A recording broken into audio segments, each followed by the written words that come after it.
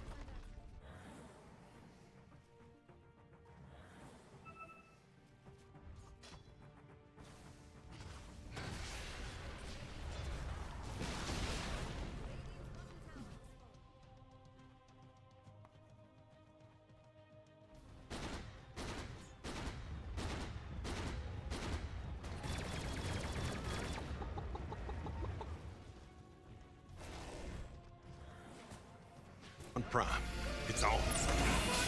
Ready to have some fun? Tonight, Oh man. You know, I got one word for this. Post mad. It is so fucking funny for me to see how mad everybody has got about this.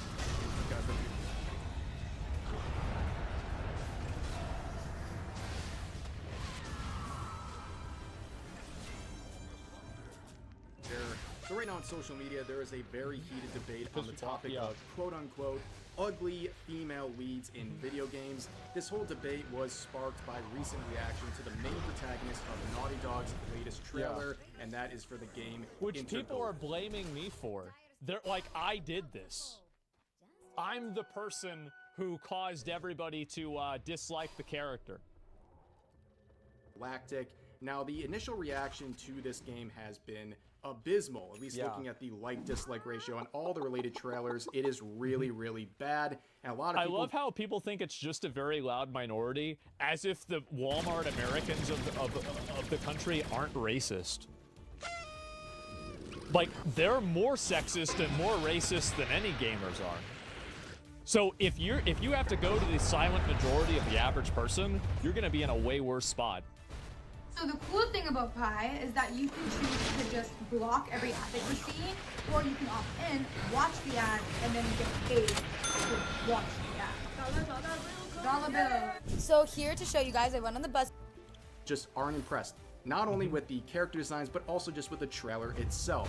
However, what we're going to focus on today is the coping and seething that a lot of woke people are having on social media in regards to this criticism of Intergalactic. They are looking at things like this, like dislike ratio on the trailers, and saying, no, actually, this is a good sign for the game. They unironically... This is a good thing, guys. No, everybody doesn't like it. That's what we didn't want them to like it.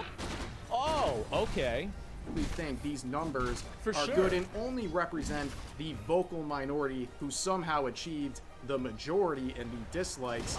But anyways, this post is a good place to start. This is from the Naughty Dog subreddit saying, don't look at the like-dislike ratio, look at the like-views ratio. The fans are excited. People disliking, we're never going to buy the game anyways. This game will be amazing. So this description right here is... How do you know it will be amazing?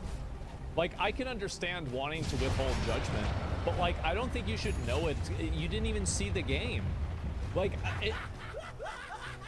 I mean, yeah, like, shouldn't we see the game before we say the game is going to be good? Like, I don't know what to say. Just the modern audience. I don't know why they're projecting about that, but they're looking at this very weird metric of like-views ratio. I've never heard of that before. They're basically saying if a game and its trailer has a lot of views and a lot of likes isolated from the dislikes, that's a really good sign. Yeah. Except for the massive amount of people who don't like it and are criticizing it.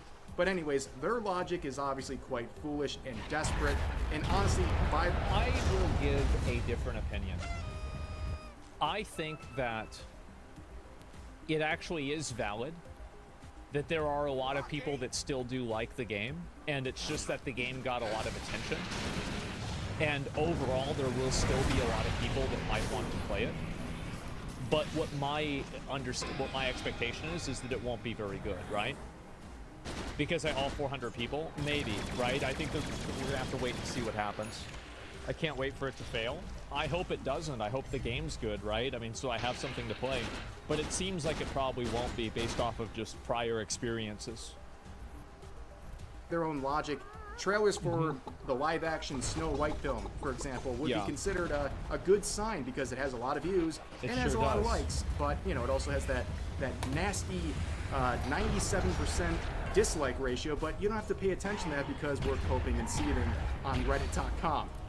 There's also a question that is getting you a lot of hate on Twitter right now. Here we go. And that's asking questions about the main protagonist, mainly, who is the target audience of this main protagonist? I see death threats in threads like this. People are so angry about this very simple They really need to cut. I say this all the time. They need to cut down on that. Like, Twitter just needs to perma people that are doing death threats. Like, if you're talking about killing somebody or being violent to somebody in real life, you should just be insta-perma'd. Like, if you're memeing about it or anything else, like, insta-perma. Like, we need to cut down. Like, I mean, there's shootings or shit like this happening. Like, it is radicalizing people. And there's no reason that a person needs to communicate that way. Yeah. It's not debatable. Yeah, it's like, what are we talking about? Fair question. You It's a can like fucking this video. design, It's a fucking video game. but Yeah, it is it's a fair game. question to say, what was Naughty Dog thinking It's when true, they it's a made game, so this main they need protagonist to, for like, the type of game take it to they're the next trying to level. sell? Because there is Yeah. definitely a target audience of the type of game that they're selling here. Well, here's that's the it. truth. Like, again, this is a space bounty hunter game. This is a game for guys. Guys are going to play a game like this. If you have a male audience, there are two ways that you can write a Alright, we'll be right back. We character. need to get coffee. And if you have Before the you match either have starts. a male character that they can relate to, or a female character that they can jerk off to. That's it. Any other option is bad. Yep. That's it. Intergalactic, and the average person who's interested in that sort of genre probably doesn't want a main protagonist who looks like this. I think that is a fair thing to raise with Yeah, I mean, you look at any of the popular female protagonists in old games, all of them were hot and had huge boobs. Like Tifa, Lara Croft, Ivy from Soul Calibur, like, I don't know, Bayonetta, like, she's really hot. Like, not necessarily massive boobs. Samus, right, 6'2", blonde Amazon. Like, what are we talking about? Like 2B, yeah. Like, every single one of these characters is extremely attractive. And so, like, I don't know what we're even talking about here. It's just a fact of reality.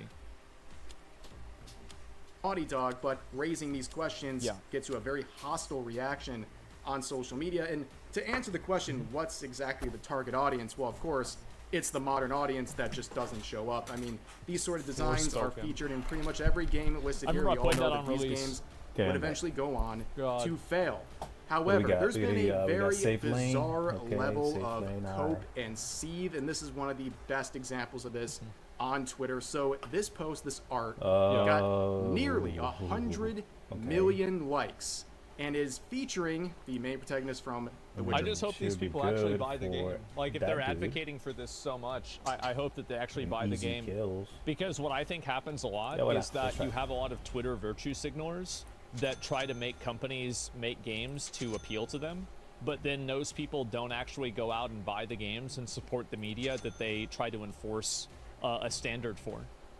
That's really the issue. Because, like, if there was a huge audience of people who liked buying games that were like seriously this, have then it wouldn't be a problem. It coffee wouldn't be a problem. conversation. Like, But the issue is that the audience for this What's the doesn't first seem step to exist, but the of people are so certain that it does. knowing when you do have a problem They're is activists, not realizing you gamers. have a Yeah, problem, you can't correct? make games for activists. You can't make games for people that don't buy Yeah, games. I have a problem with coffee. 4, as well as Intergalactic. On and this average, 2014 What's looking Siri I doing? would say feminist that I drink- propaganda. I think it's ridiculous that people are comparing Siri 12 and the cups. protagonist from Intergalactic. It's two completely I mean, I've different drank universes. more. But, like, yeah. or less. Now, before we Total- read some of total the on different captions days. here, this is a Misrepresentation. very But, creative self-owned yeah. because what they're trying to make definitely have a fun problem of with is coffee. the chuds, the incels, Just who can't are help it. calling It's just so characters good. like the main protagonist of Intergalactic So masculine. I had a They're game addressing that by yesterday. then drawing her Did I more play 2 feminine. games yesterday? I think I for the played 2 games purposes yesterday. Yeah, I played of 2 their games art. yesterday. No, I played 1 game Incredible yesterday. self-owned. But they say here, Of 100% Dota and, incel tier, so everyone who's mad about this is an incel. I But bet, they're also basically saying you that know, all the people upset about this that are we were men gonna and that win. you're pretty I much had a not welcome here. 4-game And win we've seen streak. this happen before, right? Like with She-Hulk, for example. But the problem They was, said, and this is incels are like not how welcome here. Well, that didn't Well, work they out. were, like, yeah, then they the didn't game watch, started, right? right? They unintentionally We made got them more 3 attractive looking at kills the art. Yeah, within for the sure. first. I want to like, play a 30 game with female seconds protagonists that I know is of way the out of my game started. league. Well, I just so The problem this is with that, my viewpoint Not on it. 30 seconds, but like a minute. or whatever. Who does it serve to make a female Problem with that protagonist is that unattractive? they automatically Because the my people who team don't already care like about has the way the said, I character looks claimed are going to play it, game, even if she is attractive or not. which of course And so the I only was people like, that it would serve are the Don't people speak that too, do care about a character's appearance and want no, the too character soon. to be ugly. And I was I don't right think that's because the I go majority of to people. I go to I think it's a top tiny, lane tiny as minority a of safe people. lane hard carry And so with if you do Juggernaut, that, ugly host, and guess I what mean, happens? Like, My, I mean, I don't even think that they do it. My support, I think if you look at a right, bunch of fat bitches which and is you see what their was characters in a video games, like you look shaman, at like, Shadow Shaman. let me think of a character like okay, let's look at Dragon's decided Dogma not 2 for to, like, example. Like actually you can make a support. fat character in that Was game. not I bet if pulling, you took 10 fat chicks or the 100 creep fat wave chicks you know, and you looked to, at the type of female character that they probably made in Dragon's Dogma to one of 2, the camps or whatever. I would bet the majority of them would be skinny. Did not pull the camps at all. Like it's just like Ever since stacking, Kimura was a little girl, stuff like she that. had her sights set on the sky. Like I and Spectrum Internet realized brought what the was sky going to her on, and I fingertips. said, The I sky made a was decision. I never was the like, limit well, for Kimura. Let I have your a dreams take juggernaut. flight and live I life have unlimited. two Switch enemy now. heroes that, like, if I don't like pay attention, like I'm gonna die easily because it's early game, right? So Keep their I stockings don't stuffed know. with their faves. Some people will say that I Just $1 to $5. Only at Five Below. decided to like give up or whatever, which I kind of like did because I was kind of like. Be merry, telling the keep team that. saving. But in reality, I was just waiting to see if my team would like realize what was going on and like say something. I do. But of course, I don't think that's what people they want to didn't. be. And that Like, kind of and it would like be threw a me more off because I was attractive like, version of yeah, themselves. see, like they don't care. For So them, they it's don't not care. going to work Why should I out care? for messages like this. I'm not They're gonna now waste my time, basically so- free advertising No, I was for like, fuck it. Naughty Dog, but it's not going the way that they. but what's would funny, intend though, at is that Naughty I Dog, still because got killed, This sort of message says and they didn't. half the population, you're not welcome here. which is Don't buy this game or usually these what games. happens. This is just and it's fan pretty art, to be ridiculous. fair. But yeah, you can but yeah. see this got a lot of attention and also ended up with the replies being locked. And if you want to have some fun, go to the hidden replies. There are literally I'm really, like, hundreds not doing of anything hidden with my- replies. with my The phone. original Hold poster on. went through probably for hours. That's what they do, bro. Like, yep. Again, give the these wand are because ideas of, that can't. These are extra ideas that cannot survive in ability the to live. in the free marketplace Alright, of let me ideas. focus this, man. I'm gonna push I people am away. not Definitely it is. Exactly. Last hitting like I The should difference be. between that and Already movies missed. where I should developers have choose way to create a more. character that's fat and has nothing to do with the character. I think that also, so here's another big difference between a movie and a video game. In a movie, you watch a movie. In a video game, you are the character. So if you make somebody a character that they don't want to be, why would somebody want to play a role-playing game when they're playing a role of a person they don't want to be? True. Totally different than a movie. 100% different. Anything that's criticizing them and then went through the process of hiding the comment. It's actually pretty ridiculous. But anyways, here's another one from Tectone, which this is probably his least rage-baity tweet of all time, but it got Probably people is. very upset, where he says, what the video game industry This is a thinks reply we to want me, by the way. versus what we actually want. Yeah, I think that's a pretty fair comparison point because we can literally I think look that's actually true. Yeah, it is actually true. Like, I think women want I this. am getting back to last hitting, like I should at be. how certain games with certain designs are received, especially over the time. past couple of years, and say, I was messing yeah, up overall early 'cause there I is was a talking and- bigger market for character designs like Eve versus Yeah. character designs It's just like true. this. However, this would get a very hostile set of responses, including this quote, where 74,000 likes, and you can see Savvy saying, don't speak on behalf of women. But what are they saying in the quote here? It says, it's clear a lot of you are new here. Let me walk you through something. Women have been fighting decades to get games to stop portraying them like Stellar Blade. Now, besides the peak... Well, if they're fighting for that, that's fine, and they can make a game however they want, but I don't think this is a mainstream success. Like, it's just not. And I think also, like, there are a lot of women that don't like those portrayals of characters in video games, but here's the reality. If you tell a girl she looks like Lara Croft, I mean, unless you're doing it in a creepy way, which one would a girl take a compliment more as? Like, Lara if you're Croft. complimenting a girl, would you rather, you know, would she rather be told that she looks like this person or that person? Yeah, she will It's probably obvious. like the fact that that she looks like Lara Croft, because Yeah, why can't we have both? if you look at the We do have Lara both, Croft right? from like that's the the actual point. like And so it's yeah, it's just back in like the obvious. day, And so the well, issue even is the that new there's one, a, there's a new lot of game that dishonesty came out. with this. And also, if you want to make a it's game a and good not appeal character, to that like, audience, you even- shouldn't even with expect that digital art. audience to play the games. So yeah, they'll say Like, that that's they totally they fine like if you that. want to make a game and not try to, like, follow these norms, but you just can't expect to have the same sales numbers.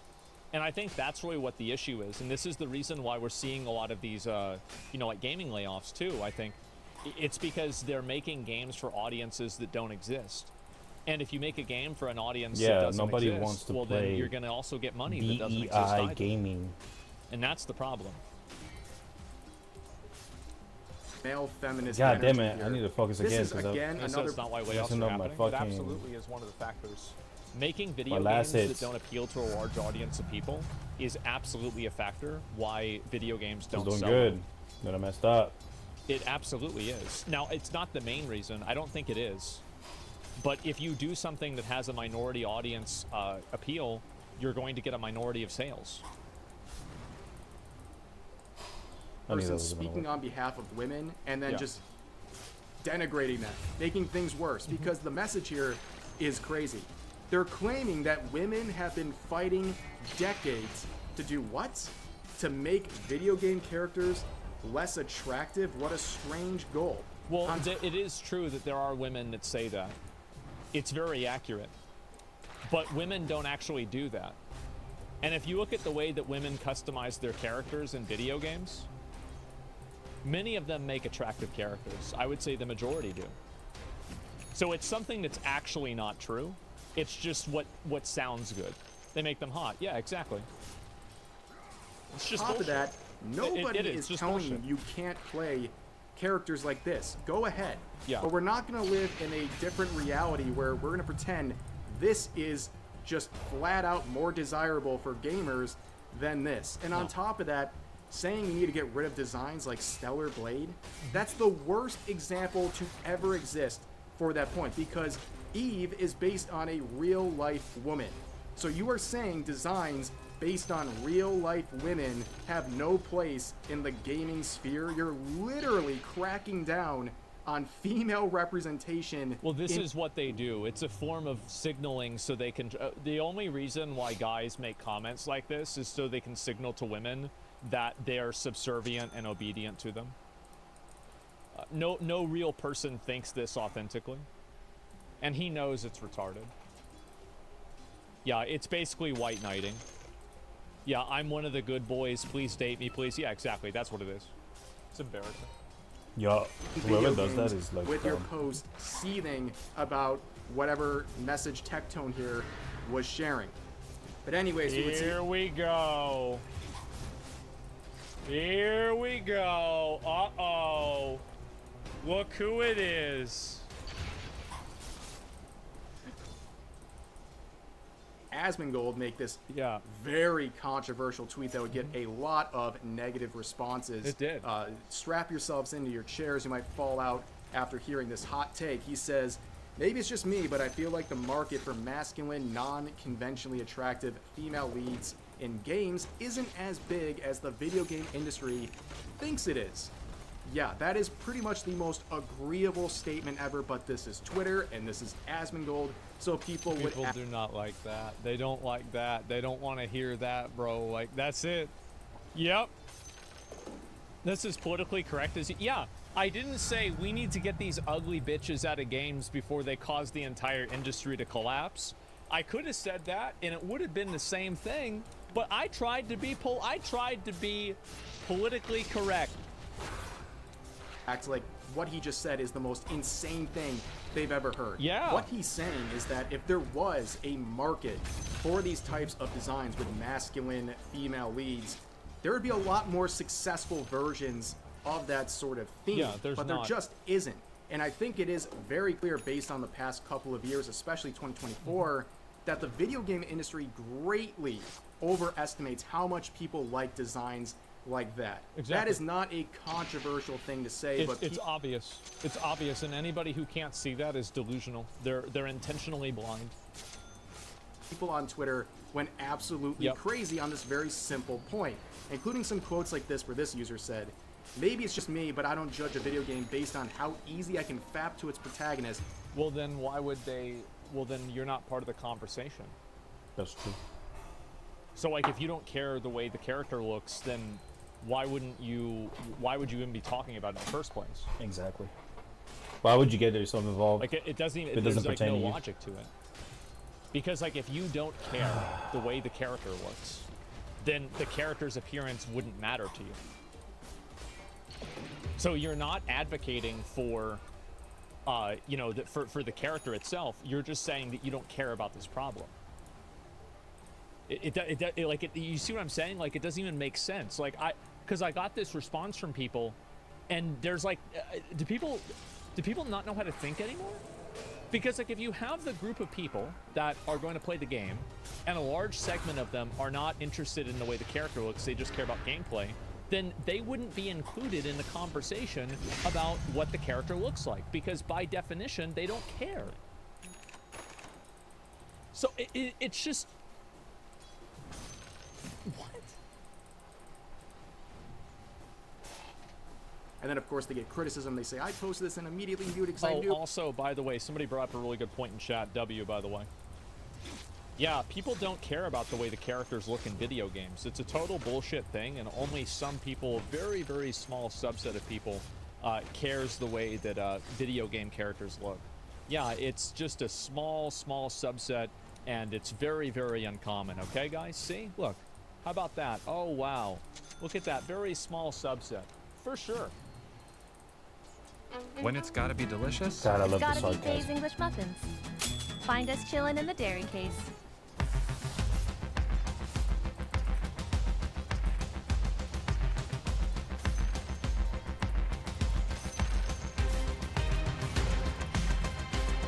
Messing up our last hits again. God.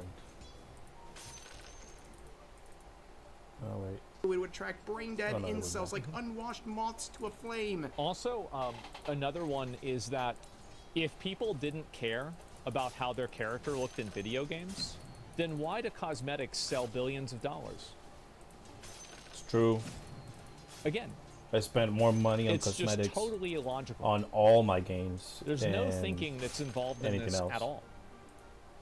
It's just a throwaway statement that's Like, made for to real. signal to other people that you have Like, the right the opinion. only game probably that I haven't, like, Well, anyways, the basically what they're cosmetics saying hasn't here been is like pretty actual unhinged if focus. you really think about it. So has Asmongold makes been, a completely benign statement about saying Age of there's Origins. clearly a market for You know, 'cause certain designs, but it's there's no not as cosmetics there, big it's just, as the video game you know, industry you're thinks it is. And this buying person turns for around and the starts talking ability about to, like what characters he might jay off to or something like that. Yeah. It's to like be completely stronger, missing you know the what I'm point saying? and raising a very odd thing.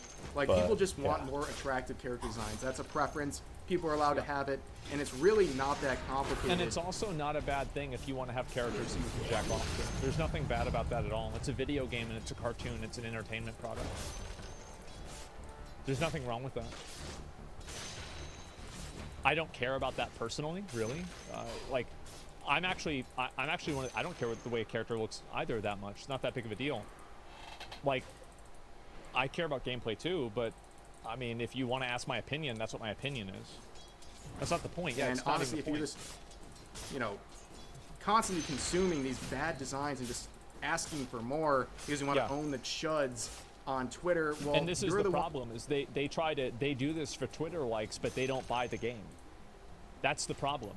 That's what these studios haven't realized, is that all these people that are signaling on Twitter, they're not buying the game. one who's making some pretty insane decisions.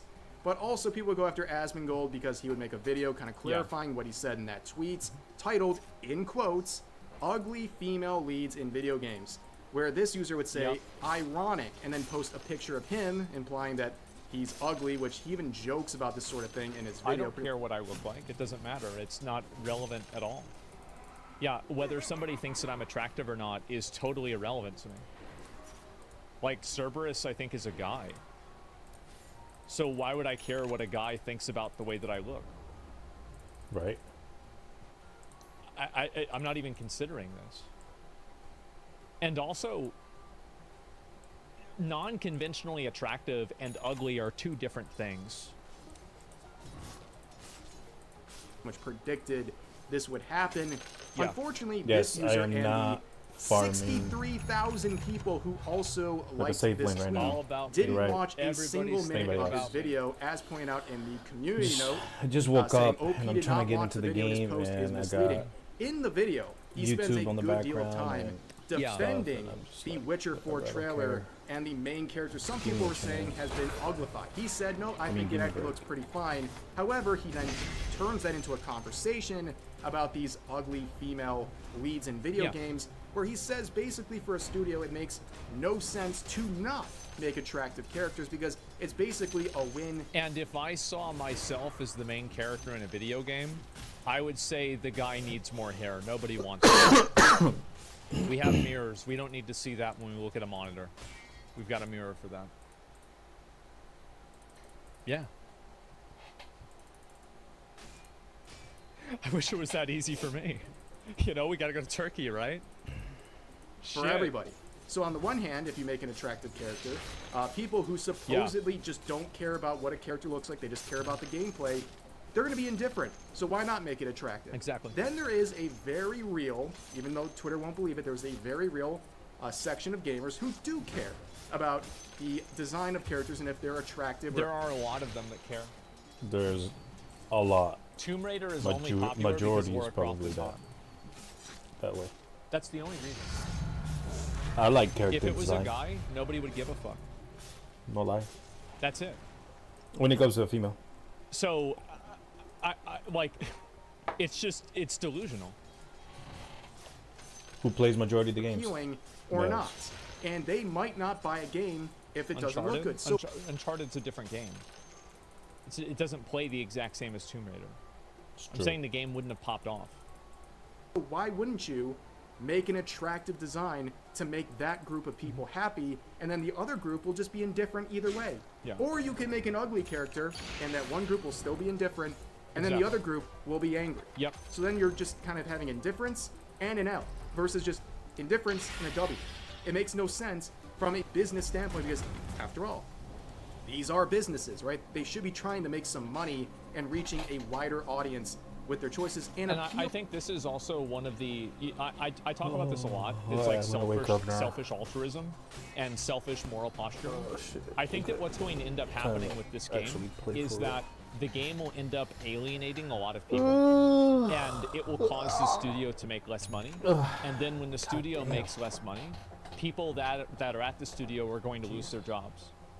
So you're doing something in order to signal to people that you're forward thinking and that you're a, you know, like you have the right opinions, and you're sacrificing people's jobs for it and their livelihood.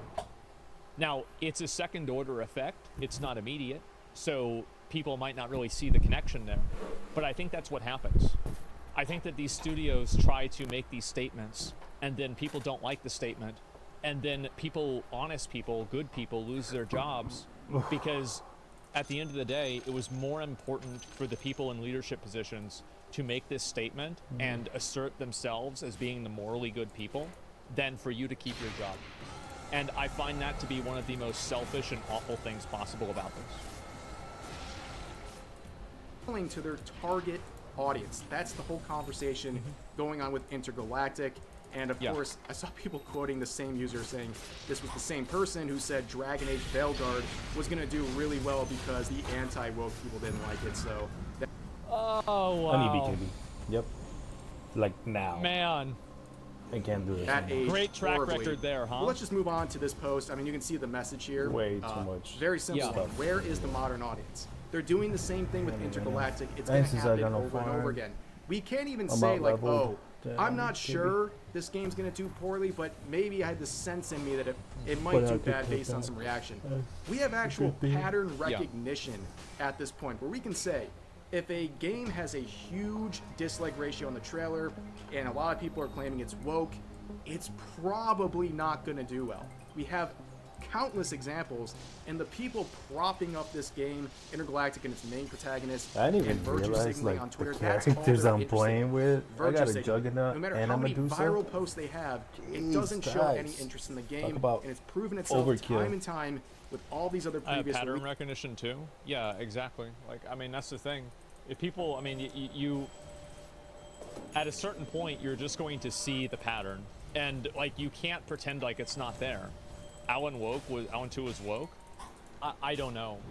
I didn't really play it, so I'm not sure. I heard that like a part of like one of the secondary character who was like a black female said some line but it was contextualized in a way that, like, I think people didn't make sense out of. Or, like, it was basically, it was misrepresented to make it seem worse. But I don't know if Alan Wake was woke or not. I have no idea, right? I mean, I didn't play it. He says, the people on Twitter supporting that stuff, But that's why it's on the they're list. not actually interested. They are the vocal minority. They just care about virtue signaling. They don't care about the game. And even games like Intergalactic on its face, Yeah. it's just not the type of game they probably want to play We are in the getting first this. place. Oh, The only thing they care what about the is virtue hell? What's signaling going about on? the choice We of suck. a protagonist. Now, I saw one good set of posts here from the Baldur's Gate 3 publisher, who was talking about the Division right now, and that a lot of studios are basically just burying their heads these in the guys sand are and, like, talking crap. yeah, you might Okay, not like the that's fact fine. that there's a lot of division, You know what the a best lot thing of is? hostility. this And I've guy's been in this completely situation fucking before. right. He absolutely, like, These yeah, guys, this they is get, it. like, People you know, don't want to PKs hear or what he has whatever, to and say, then they but start he's right. talking crap. Echo chambers And then they and culture lose the wars game. going on. But Yeah. you And that, can't like, be it just satisfies me completely so good ignorant of it. If to, you're like, making a be game, able to you have to be win that way. aware of your surroundings. You have to navigate the So, waters. I mean, I'm not okay, saying you that- can't stoke the flames or Yeah. try to We make can't lose, things 'cause we- of course we worse can. or virtue signal or anything like that. But I'm just saying, like, you have we to play right, anticipate how it's a people are good going to chance, 'cause react. we have the And that's an issue because a lot of these studios, heroes to do it. clearly with Naughty Dog, We can win. they don't have a pulse So- on the gaming community. They don't know anything going just on need because to, if they like, knew the focus, kind of 'cause I am reaction not a focusing. character I like the was main protagonist of not Intergalactic doing would good get, bottom either. They did know the reaction. That's why they released the trailer with the comments turned off. They knew. My eyes hurt though. Like, Fuck. but I don't think that they knew when they made the game. wouldn't have made it that way, but they Freaking must auto have, see. in their Yeah. ignorance, thought, I don't know if it's because this it's will so be good. bright. People will love this. Mm-hmm. And, oh, turns out they were wrong. But anyways, that is a long-winded conversation about... Yeah, listen to what he says. It's going to be an extremely tough time to ship a game with Division spilling into everything. I have one practical piece of advice that may seem controversial to some people, but it's crucial. Anticipate, don't ignore, ridicule, or stoke.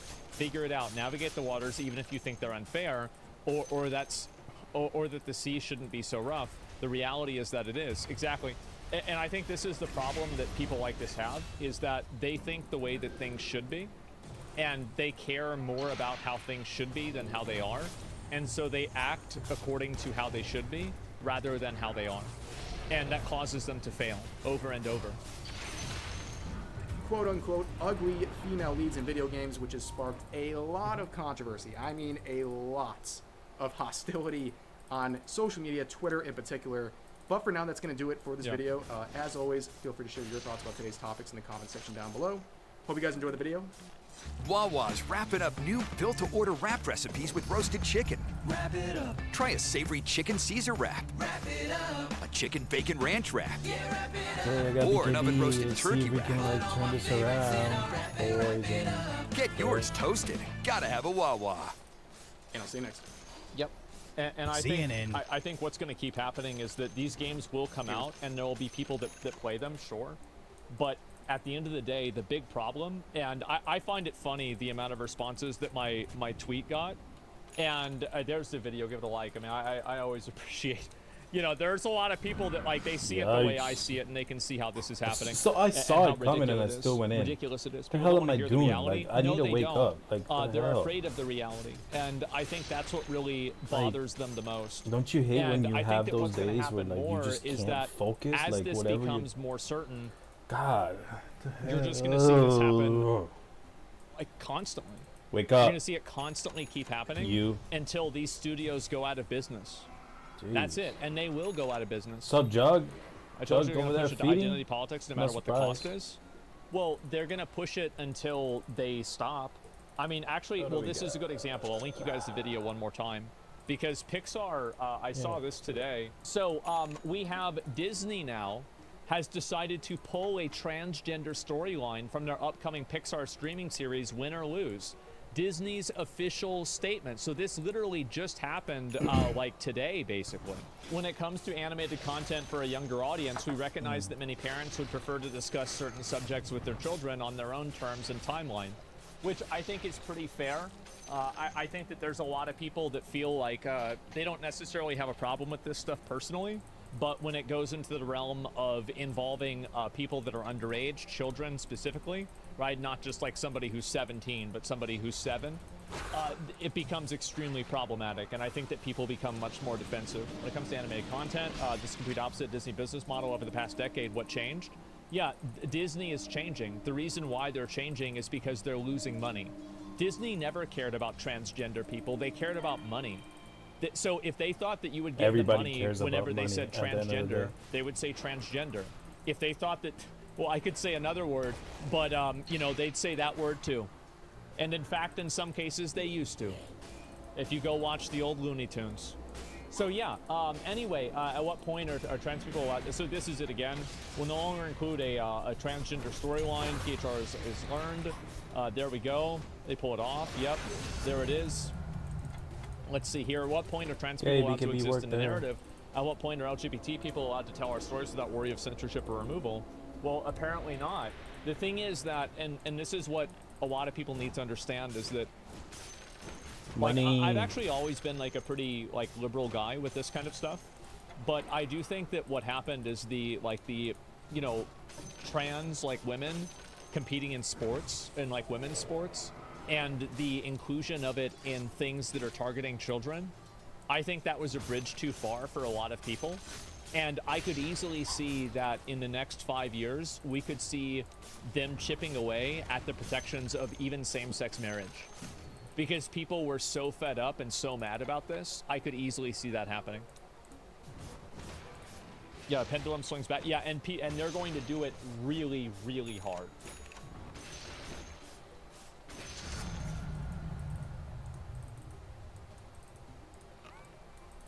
The truth about 7 out of 10 games.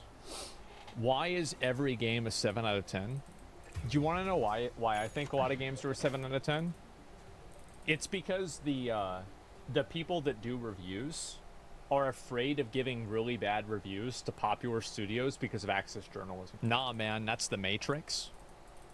This is the Matrix. Here's the thing. Is that the Matrix was real. IGN gave Death Stranding a 6. Well, let's take a look. I can't believe it's happened again.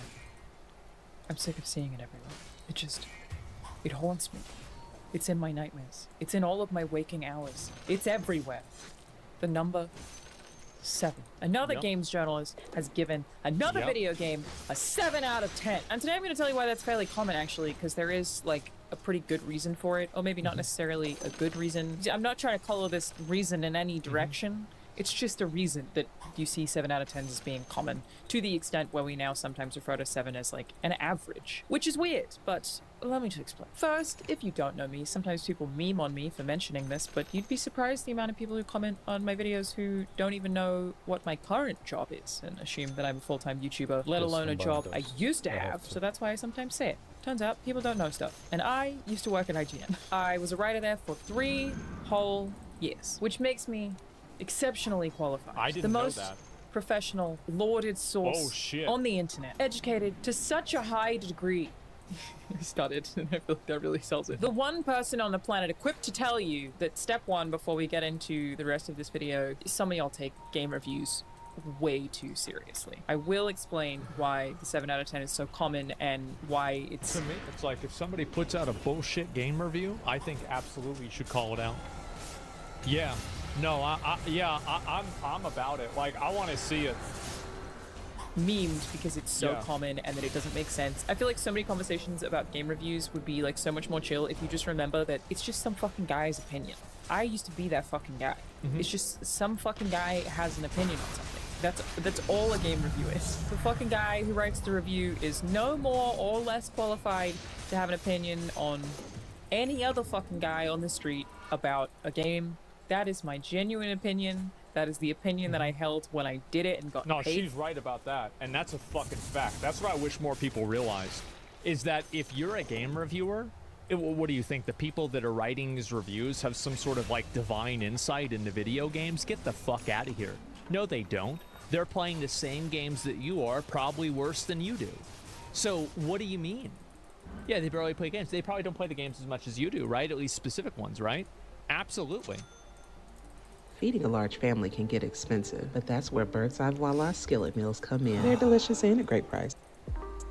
Your thoughts beautifully refined.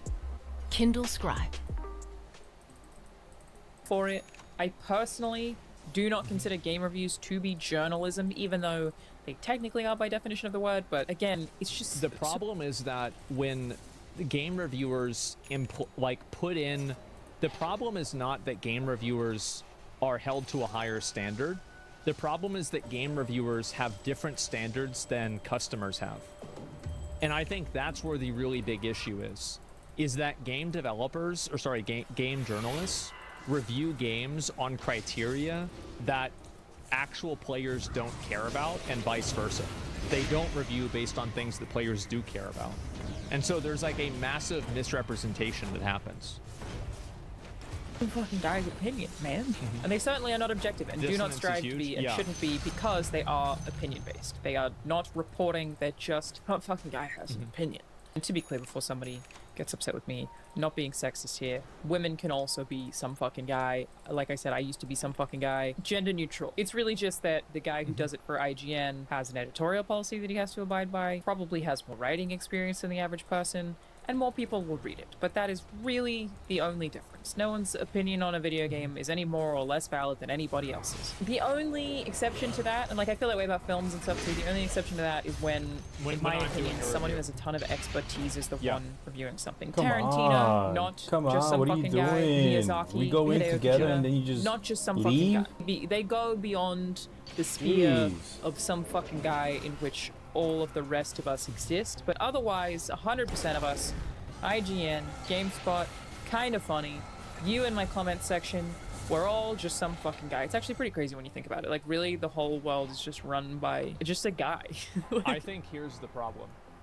I think Black Myth Wukong is a really good indicator of what this problem is that when IGN gave Black Myth Wukong an 8, and I think it was another place gave it a 6 out of 10, and the main reason why they were giving it low ratings was because of something that somebody at the studio said or did, that becomes a huge problem when every single game reviewing company has this same criteria. Space Marine 6 out of 10, right? Got 2, a below Gollum? Yeah, exactly. She's ignoring the innate bias that access journalists have. It's a longer video, so like, I mean, she might cover that later on. So, I mean, there's plenty of time to go over that. But what I'm saying is that these game reviews, not only are they biased, but they are extremely biased, and all of the different game review places are doing the same type of bias.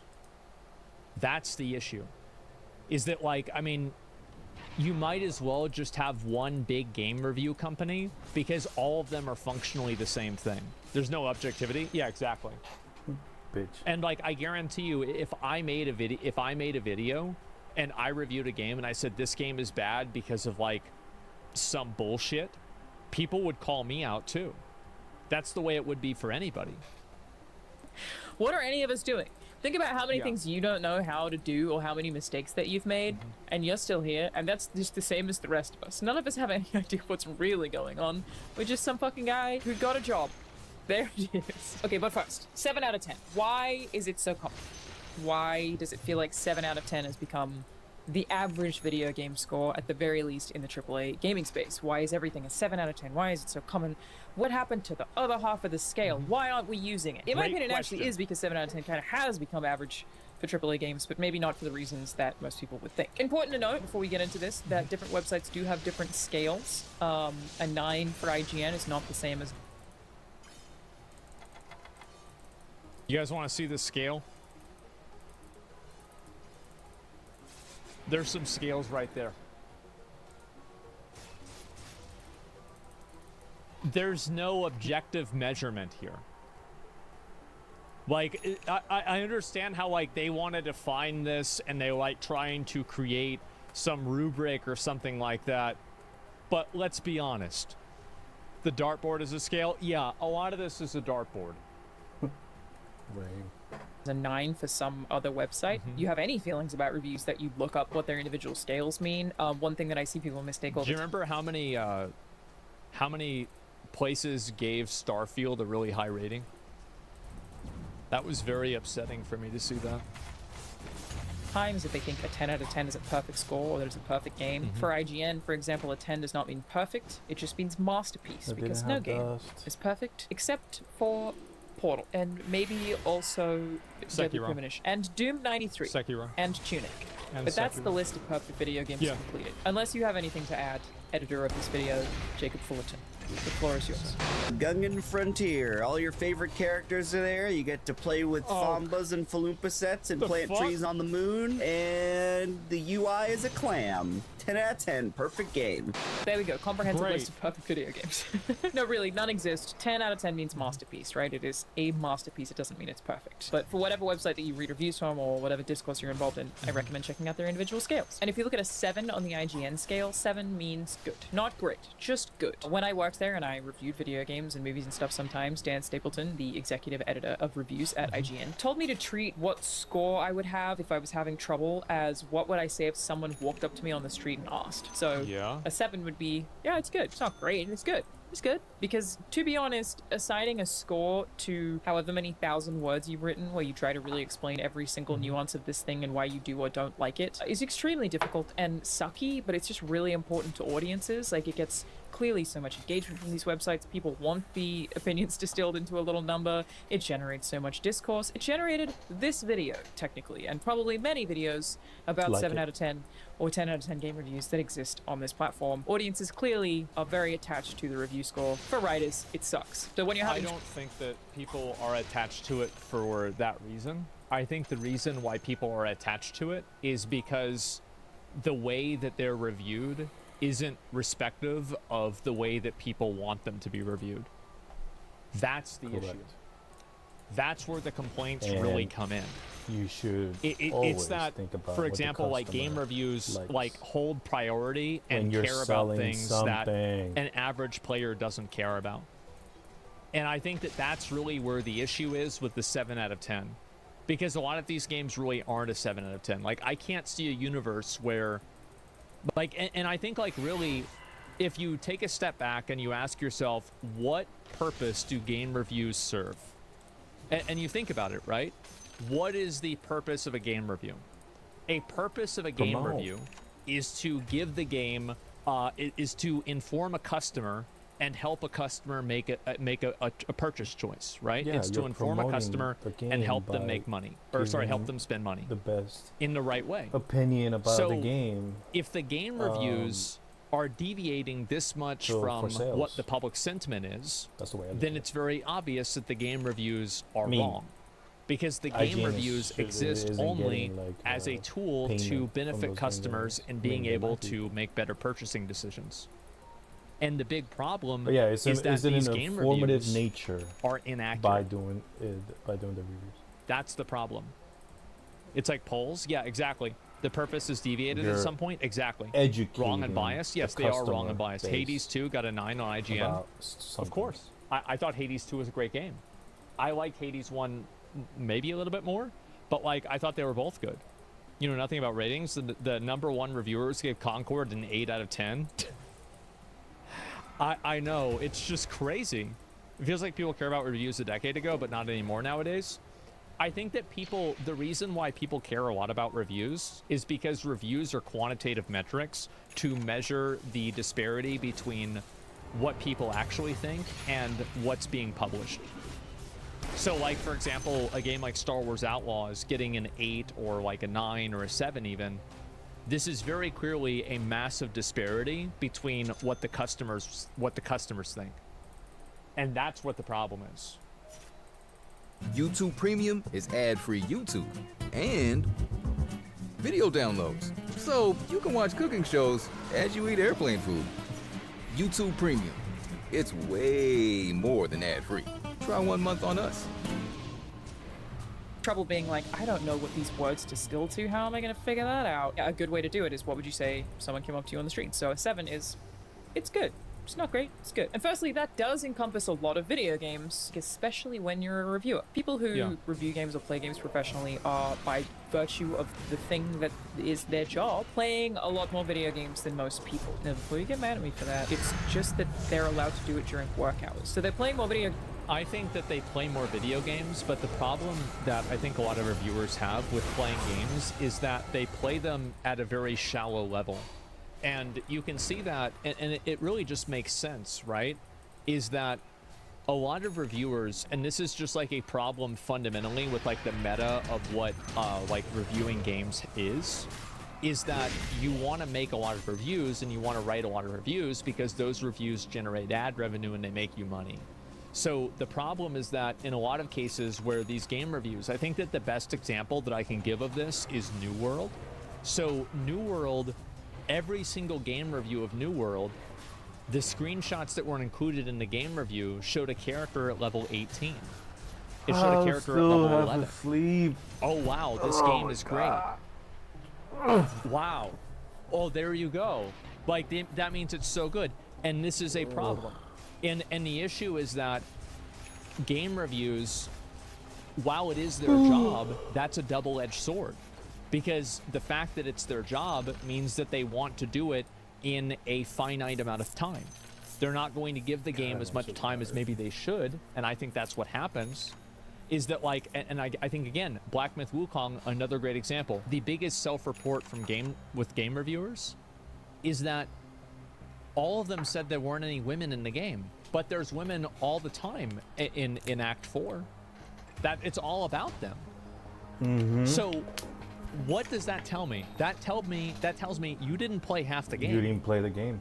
That's what I see. Games than every other human who has a job that is not in the games industry because they're allowed to play games at work. So like by default, they have more hours on any given day in which they can/are playing video games. Sure. But because the average games journalist is able to play more video games than the average reader, it's kind of another reason that a review is just some fucking guy's opinion. What somebody who has played 1,000 games thinks of a game is inherently going to be different to what somebody who's only played 100 games thinks of a game, because you are coming into that with that wealth of knowledge, experience, and those set your expectations. Like, you might find something bland or generic because you played 10 other games like it. If someone has played less games than you, they may not feel that way. Imagine somebody... I think a really great example of what she's saying, I think that she's right about that, is that it's Diablo 4. I think Diablo 4 is a great game for casuals. It's a great game for people that aren't like really big gamers because it's pretty simple and it's easy to understand. Playing Star Wars Outlaws as their very first Ubisoft game. I myself was like, I'm kind of burnt out of Star Wars, I'm kind of burnt out of the Ubisoft formula right now. This feels very samey, it's not grabbing me, so I tried and I decided that I wasn't going to play any more of it. But someone who's never played... I feel like if your first game was playing Star Wars Outlaw, I feel like I'd probably start playing something. I'd like get into arts and crafts or something like that, right? PoE takes the cake? Yeah, but PoE is not... The thing is, like, PoE and Diablo 4 are not really competing for the same market share. Like, Diablo 4 is for casual players and PoE is for hardcore players. It's the same as, like, Escape from Tarkov and, like, Call of Duty. Like, they're just two different audiences. Ubisoft game before might be like, holy shit, this is crazy. What is this? We're all just a bunch of guys who have just fucking opinions. It's all so subjective. And it's impossible not to be subjective. You're inherently bringing all of the experiences that you have had into every opinion that you form on pretty much everything. And that's why reviews are there. They're just an opinion. Secondly, I think there's a misconception that 5 is supposed to mean average on the scales, where it doesn't, at least not on any of that I've ever seen. A 5 for IGN means mediocre. They describe it as something that is bland and unremarkable, and I guess with that definition, I wouldn't be like super uncomfortable personally categorizing Star Wars Outlaws that way, maybe. I haven't played enough that I feel confident saying that, but that... Star Wars Outlaw, in my opinion, was between a 4 and a 5. That's where it was for me. Because, like, you look at the ones, like, ones are like that King Kong game and, like, Gollum. Like, yeah, like a 5 should be below average. Well, it's like, also, I think that I disliked it more. A 4 at max, they get Penguin. Yeah, I would say probably a 4, if I had to say. It becomes complicated when you realize how many games do fit below the 5 category, and that's kind of the point of this video. 5 is not actually baseline average, and it makes sense that most scores that these outlets give are going to be above a 5, because in comparison to the amount of video games that come out, the AAA games that people are playing, the games that are popular enough for people to even be talking about them, for somebody to need to write a review about them, are going to be in that upper category. Like, there are so many video games that come out. And the truth is, most games that release are very, very, very, very flawed. Most games that come out... I think that she brings up a good point, and I think this is probably the best point that she's made in the video, is that the games that are popular by confirmation bias are going to have a certain level of quality. What did I say, so guys? You're going to What did I create a say feedback loop of looking earlier? at better games I on said average, because those are the games that the people best want to see feeling reviews for. is when you I think that's actually a very play a good game point. after, Don't like, even have an you know, the inch team has of the like complexity. It's talk like kind of shit, like a survivorship bias type argument. Yeah, exactly. and you win. that you see in something like Star Wars Outlaws. And you may take that with some kind of like offense, as though you think that Star Wars Outlaws is not complex. And that would be totally fair if you compare it to everything else that you've played. But if you compare it to the games that's actually good. that come out, it has incredibly complex systems. Most games aren't even close to that level of complexity. Most games that release have one song, they have maybe 2 inputs, they have very few mechanics, they're just...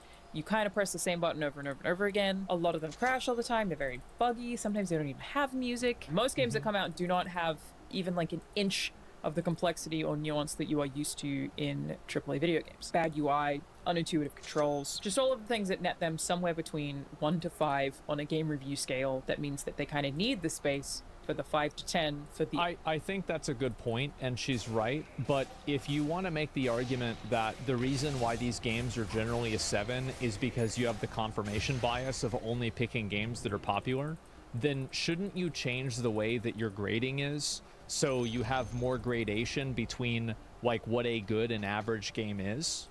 Because like, so, because I still feel like you run into the same problem, because if all your grading are 7s, then maybe change what a 7 looks like. Like, why don't we have a 7.1 or a 7.9 or something like that, right? Because like that's what really matters at that point. The average. So like, yeah, basically, if you're grading on a curve, which is what she's saying, I think this is a good argument, by the way. If you're grading on a curve, though, I absolutely think that should be taken into consideration.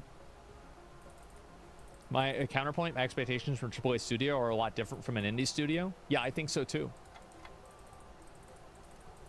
Other games. We're basically at a point where hundreds, if not thousands, of games are released every single day, usually from one-person teams who do not do it full-time. You don't even hear about these games, but I'm going to do an experiment for you all right now. I'm going to boot up the 3 most recent releases on Steam and play them for you right now. I don't know what they are. This is not rehearsed. It's not going to be the games on the bestsellers list. It's like My Stepmother is a Fuda Part 7. You know? I'm expecting it to be some fucking stupid-ass shit.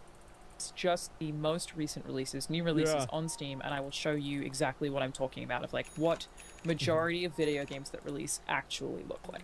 Okay, everybody, I've downloaded the 3 most recent releases on Steam. They are Doll Catching Simulator, Future Breach, Youngblood, which is free to play, so that's pretty cool, and Zool Dungeon. Let's start with Doll Catching Simulator. I need settings so I can... It immediately crashed. Tried to change the aspect ratio and it immediately crashed. This time it didn't even have a menu. Cat? Oh, AD key, switch the claw machine. Enter key select. Okay, wait.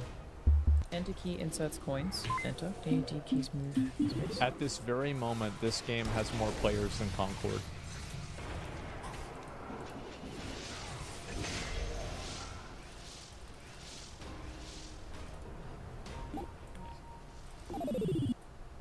This has physics, which is actually pretty cool.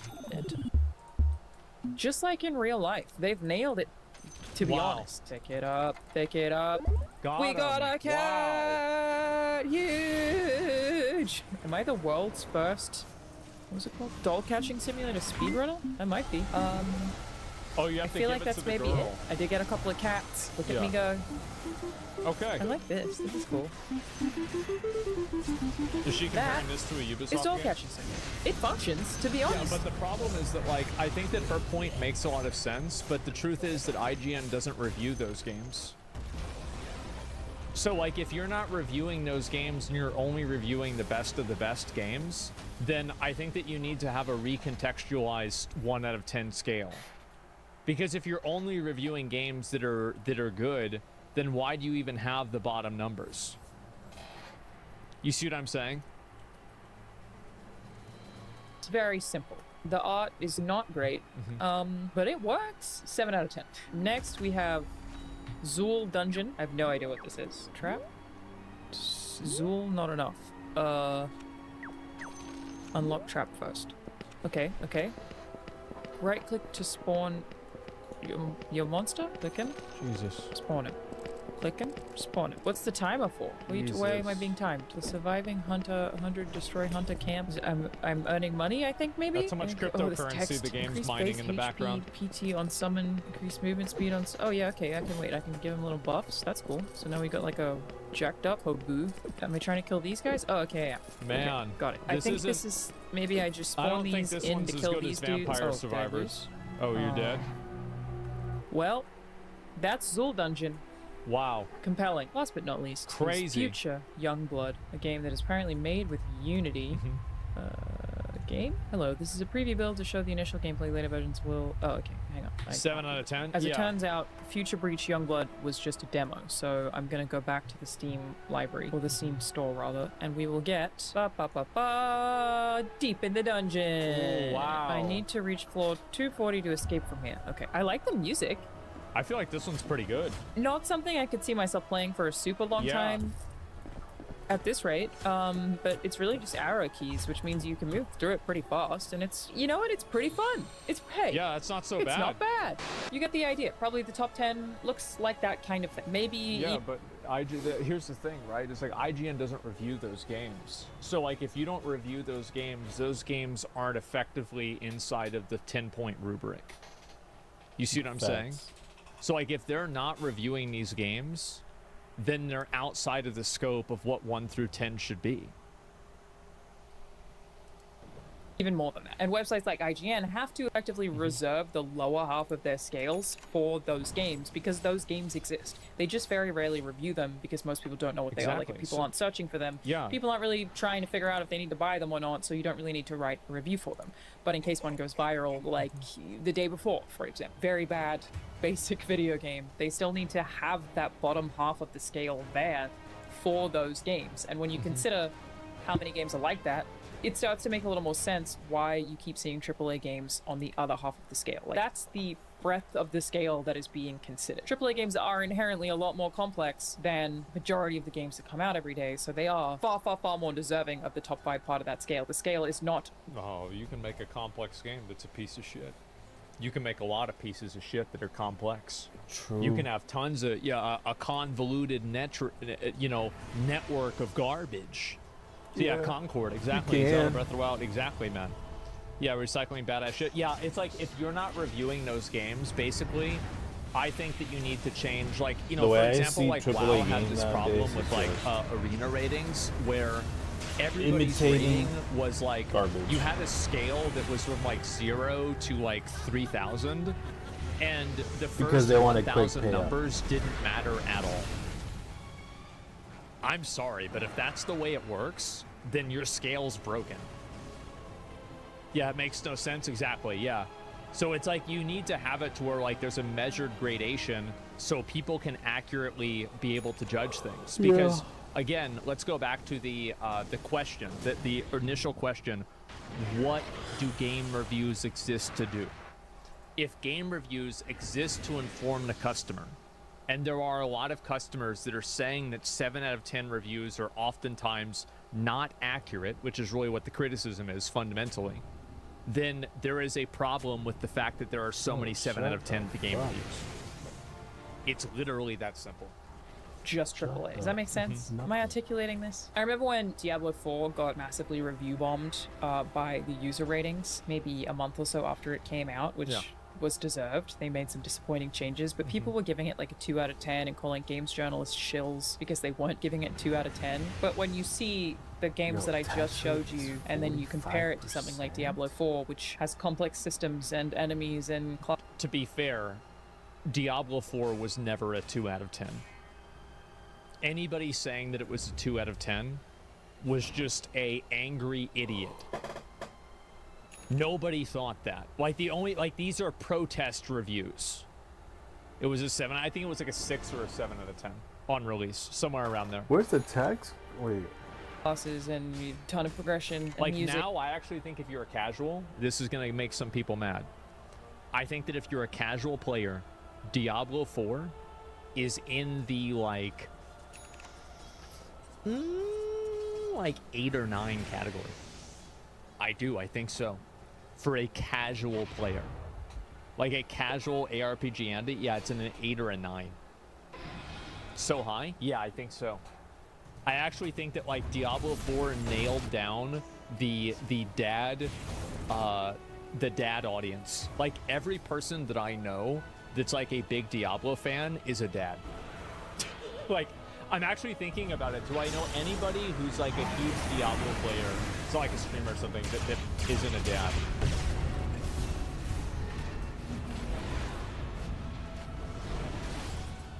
No. Actually, no. And sound design and art, you can see why it doesn't really exist in the same realm as a lot of the 2s that come out every day. It was functional, and it had this cool feature where you could actually play it for more than 5 minutes without being extremely bored. Basically, Steam is... That's debatable. Yeah, that part of it was very debatable. It's full of a lot of things that like barely count as video games for what the general public understands a video game to be. Yeah. Most of them aren't even really worth reviewing, but the scale has to still exist for them. And it's like, I get why if you've only played... Why does it have to exist for them? Why? Why do you need a scale? So why do you need to have a scale that's going to include games that you're never going to use it for? I don't think that it needs to include them. Play games have you only played really popular games that do rise above, you know, the schlock of majority of the stuff that comes out, that you would have a skewed perception of what the scale looks like. Like your scale is probably different to the scale of some other fucking guy based on just what you've played, where reviewers often have played a lot of stuff that falls on the lower half of that scale and is the reason the lower half of that scale exists. I think you could pretty easily make a case that they should just not touch those lower half games at all, and that you could like have a scale. Well, it's not that they shouldn't, it's that they don't. They're not reviewing those games. They never have. They're always going to review, because like if you're a game reviewer, let's think about this logically. If you're a game reviewer, you want to review the games that people want to watch reviews for. Primarily, they're going to be reviewing those kinds of games. For AAA games, and they could be two separate things, but I think that would also be pretty complicated to explain to audiences in a lot of cases, where I feel like it's probably easier to explain, no, a 0 or a 1 or a 2 is for games that don't function. Diablo 4 making changes that negatively... Well, like, people say that they do. Let's pull it up and let's look at it right now. Let's look at the reviews. All reviews. So, latest reviews. Let's look in the past 3 months. Or, sorry, past 3 weeks. 7, 9, 6, 9, 6, 8, 7, 7, 8, 8, 5, 8, 6, 8, 7, 9, 8, 8, 8, 7, 8, 8, 6, 5, 8, 9, 7, 4, 8, 7, 5, 8, 8, 7, 5, 7, 9, 6, 7, 8, 7, 8, 5, 9, 8, 8, 8, 9, 8, 6, 9, 5. Look at this. So they're not even doing it. You see what I'm saying? This goes all the way down to Space Marine 2. They're not reviewing these games. It's not happening. You see what my point is? So, like, if you functionally took out the bottom 5 points, only, like, 1 or 2 games would even qualify. So do you see how, like, clearly this is a problem? Filter by rank? Well, this is by latest. All I want to show you guys is that functionally, anything below, like, a 5 doesn't exist. Very, very rarely do I see anything below a 5. There's like a couple of 4s down there. There's another 4 right there. The day before got a 1 out of 10. Yeah, but the day before was like an exception case because of how much hype it had. I see what you're saying? Yeah. So, like, they're not reviewing these games. So why does it matter so much? It matters, so let me explain why it matters. It matters because game reviews are used as a tool for people to make informed purchasing decisions. And if the game reviews are diluted in a way that makes them hard to understand or hard to, like, be able to, like, discern, like, what does this really mean, now the tool doesn't work. Like that's the, so like, again, it's like, this is the problem, is like you have to look at it from a product viability or a product value standpoint. Does a lot of games landing on the same number serve the audience in a good way? I think the answer to that is absolutely not. Hack the game, didn't make it completely non-functional, or didn't make it so that the only thing you could do was like play a claw machine. What a Concord, I mean? But yeah, you could certainly argue for that if you wanted to. Go ahead. I'm just explaining why it currently exists the way that it does. And to be clear, I'm not trying to defend IGN in making this video in any capacity. Even when I worked there, they had game reviews come out that I staunchly disagreed with. When I worked there, they had the Doom 2016 review, which was written by a freelancer who gave it was like an insane low score. Yeah, it was 7.1 for Doom 2016. And I remember like everyone in the office being like, not fucking agree with that at all. But it was from Joe Gilroy, who did not even work in the IGN office. A total. Why publish it? Why publish it? Then what here's the thing, right? Is like, so this is the problem. Is like, if you're putting something out there and you know that your customers are going to use this as a decision-making tool, don't put it out there. Don't publish it. Freelancer. I don't think he even wrote for IGN very often. Yeah. Maybe 1 or 2 times. I'm not actually sure. But like, they've certainly had review scores that I fundamentally disagreed with, and that's just sort of the reality of reviews being just written by some fucking guy. But yes, this is essentially why you might feel like you see so many review scores that are above a 5, or you feel like the lower half of the scale is being underutilized. It isn't. It's why 7s feel like it might be average, and why I've heard people like call to change the 7 to a 5. But it's just when you factor in games that you probably haven't played or probably haven't heard of, the bottom of the scale gets very, very, very full very fast. And you see, like, here's the thing. I think that she's totally right. Again, I think she's totally right. But those games aren't on the scale anyway. They're not being reviewed. So if you're not reviewing the games that are like this, then you shouldn't have the scale adjusted for them to exist. It's that simple. AAA games start to look a whole lot better in comparison. And finally, I know that this isn't going to sway anybody who like already feels some way about this, but just to establish it, no publisher is giving an IGN reviewer a bunch of money to influence a review score. There are ways that companies try to manipulate positive review scores in ways that I think are extremely egregious and actually far worse than I think the general public realizes. Like, this stuff is huge. I'm gonna make a whole separate video about this. I was gonna put it in this video. No, I'm surprised she's not I'm surprised she's gonna make a video about it. Yeah, now we're talking. Now we're fucking cooking here. Is she said they're not paying huge amounts of money, and she's right. They barely do it for free. But then it's like too many topics in one video. It's a lot. I will make a separate video about basically like publishers, companies trying to influence people to get positive reviews and the manipulative tactics that are used for that. There is so much to say and so much to unpack. But we're just handing somebody money to give a game a score, which, by the way, as an aside, I've seen people recently suggest that IGN was paid to give Star Wars Outlaws the 7 out of 10. Why would Ubisoft pay for a 7? A 7? You're paying a reviewer, you couldn't just slip them, like, you know, a company like Ubisoft with a shit ton of money, just like another 50 grand or whatever the fuck, and be like, just make it a 10. Why would they pay for a 7? But handing somebody money to give any review score is extremely illegal. And these companies... That's not what happens. I think what happens is there's a degree of quid pro quo, where these people, what they do is that they give a good review for the game, and then the company in return gives them special benefits, or they have relationships with people that are at the company, and those relationships paint the way that they look at those games in a more favorable light.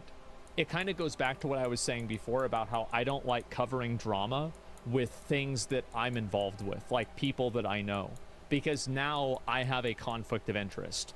I can't look at this unbiased, because I'm looking at this and I'm like, I know this person, I'm invested in this, right? So something for something, tails all the time. Yeah, exactly. And so like you have a lot of other forms of access journalism. And then also you have the issue of like, you know, for example, Concord. A lot of people, the problem also is that there are a number of metrics that gamers very clearly care about that reviewers don't care about. So for example, like DEI stuff, right? Like the Concord pronoun stuff. It's very obvious that a lot of people didn't like that. It's obvious, like same with Assassin's Creed. But game reviewers are not taking that into consideration in a way that reflects what an average person cares about. So when you have game reviewers that are actively ignoring metrics that players care about, you can't be surprised when players feel like game reviews don't accurately reflect products. I didn't care. Everybody has their own personal opinion, but whenever you're making something for a group of people, you want to look at what the consensus is. Have giant legal teams who are so hardcore and so intense about this kind of stuff. Yeah. Their whole job is to prevent the company from getting sued or getting fined. That is the job of these legal departments. I've worked with some of these legal departments. They are annoyingly hardcore. Stupid legal rules where they try to avoid getting sued for the dumbest shit. You're like, nobody's gonna sue you for that. And they're like, doesn't matter. Somebody could, so don't do it. Paying somebody to have positive sentiment, even if you disclose it, is illegal. Did you know that? So like, if I do a sponsored ad here on YouTube, they cannot ask me to say something that I don't believe. They are not allowed to ever say, hey, can you say this sentence? But if you say negative things, they don't bring you back again. And that's what causes people, there is a chilling effect that creates, and that chilling effect creates a positive feedback loop for the people that are looking to do that. There's the implication. There's the implication. If they talk bad about the game company might not give them an early copy of the game. That's right. Or there might be privileges or opportunities that they can't even imagine that they will not have access to. I think I've received pushback on that maybe once where they were like, can you say that? And I was like, I don't feel that way. And they had to be like, okay, they are not allowed to do that. That is very, very, very illegal and taken very, very seriously. So paying for positive sentiment without disclosure is going to get you fined. But even with disclosure, also going to get you fined. Like extremely illegal, again, taken very seriously. And asking games journalists specifically to lie about review scores, I think is one of the dumbest things that a company could possibly do. Like that's going to come out so fast if it were actually happening. It's an industry full of people who are so poorly paid and are often very bored with the stuff they're able to write from an industry that gives them like no information about anything and is constantly withholding things and just making them like rehash press releases because the games industry is so cagey about information. Frankly, they are desperate a lot of the time to write the article that gets their name out there or gets views or makes people like them. It gives them the prestige of breaking this huge conspiracy news story. Like so many. I don't believe that. I don't. Because nobody was writing articles that was critical of Concord for the reasons that everybody was describing. Everybody was writing articles that were critical of, like, basically, so...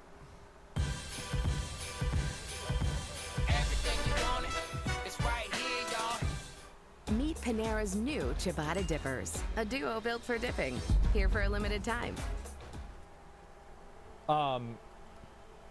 List of events that games journalism has had one opinion on. Game science, Black Myth Wukong, sexism accusation.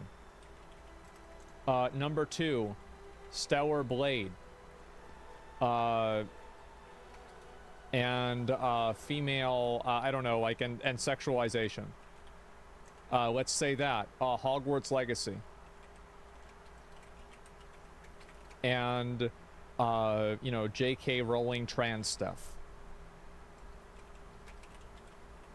I think that's how to spell it. I don't really care.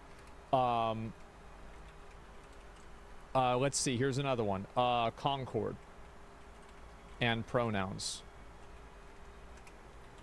Slash other types of, like, DEI stuff. Right? Just put this in quotations. I don't really have, like, a better term for it. But, like, yeah, we're gonna go with that. Assassin's Creed Shadows and Racism. Yes. And the presentation and the inclusion of Yosuke. I need to wake up. I need to stretch first. So this is the problem. The problem is that there have been a lot of controversies that have happened. And every single one of these controversies has had one singular opinion to it. Oh, Space Marine CEO comment. Good idea.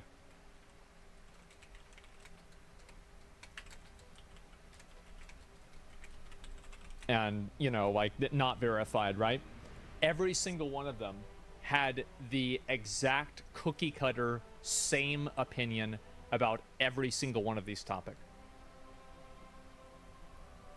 That's crazy. Yep, they have been lockstep. Exactly.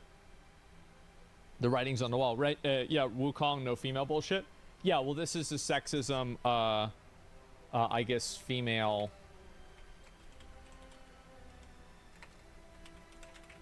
yeah, female representation, right? All this about sexuality. A lot of it is, yes, definitely. But, like, at the end of the day, almost like it's propaganda. Do you think that there's an agenda pushing a narrative? I think that it is undeniable that there is an agenda and there's a narrative being pushed. It is undeniable.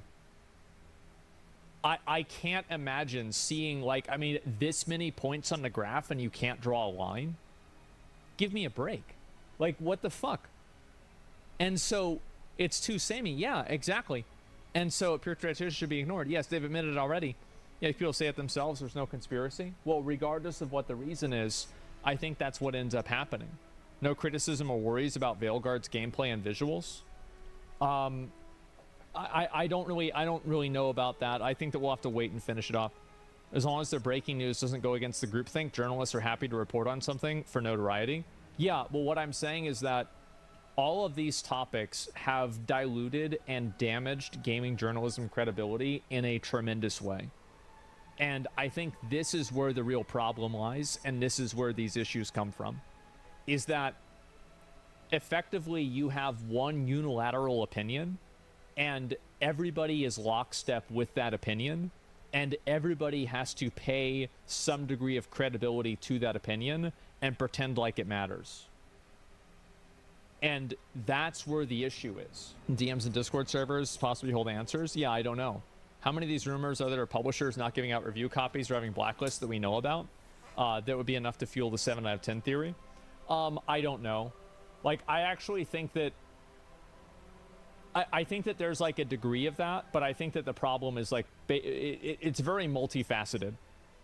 But, like, topics like this are why I don't trust them. I would say 90% of people who work in that games media industry would be frothing, chomping at the bit at the opportunity to leak this story. If it were happening, it would have leaked 1,000 times over. And I actually don't doubt that it was happening in the 90s and 2000s before a lot of the more strict regulations. I actually don't agree with that. I don't, because during Gamergate, there were a lot of issues. Like, even Total Biscuit said that, you know, like, one of the companies that that was like, you know, they wanted them to review a game. They told him that he could keep the Xbox afterwards, after he reviewed the game, because they sent him an Xbox to play the game on.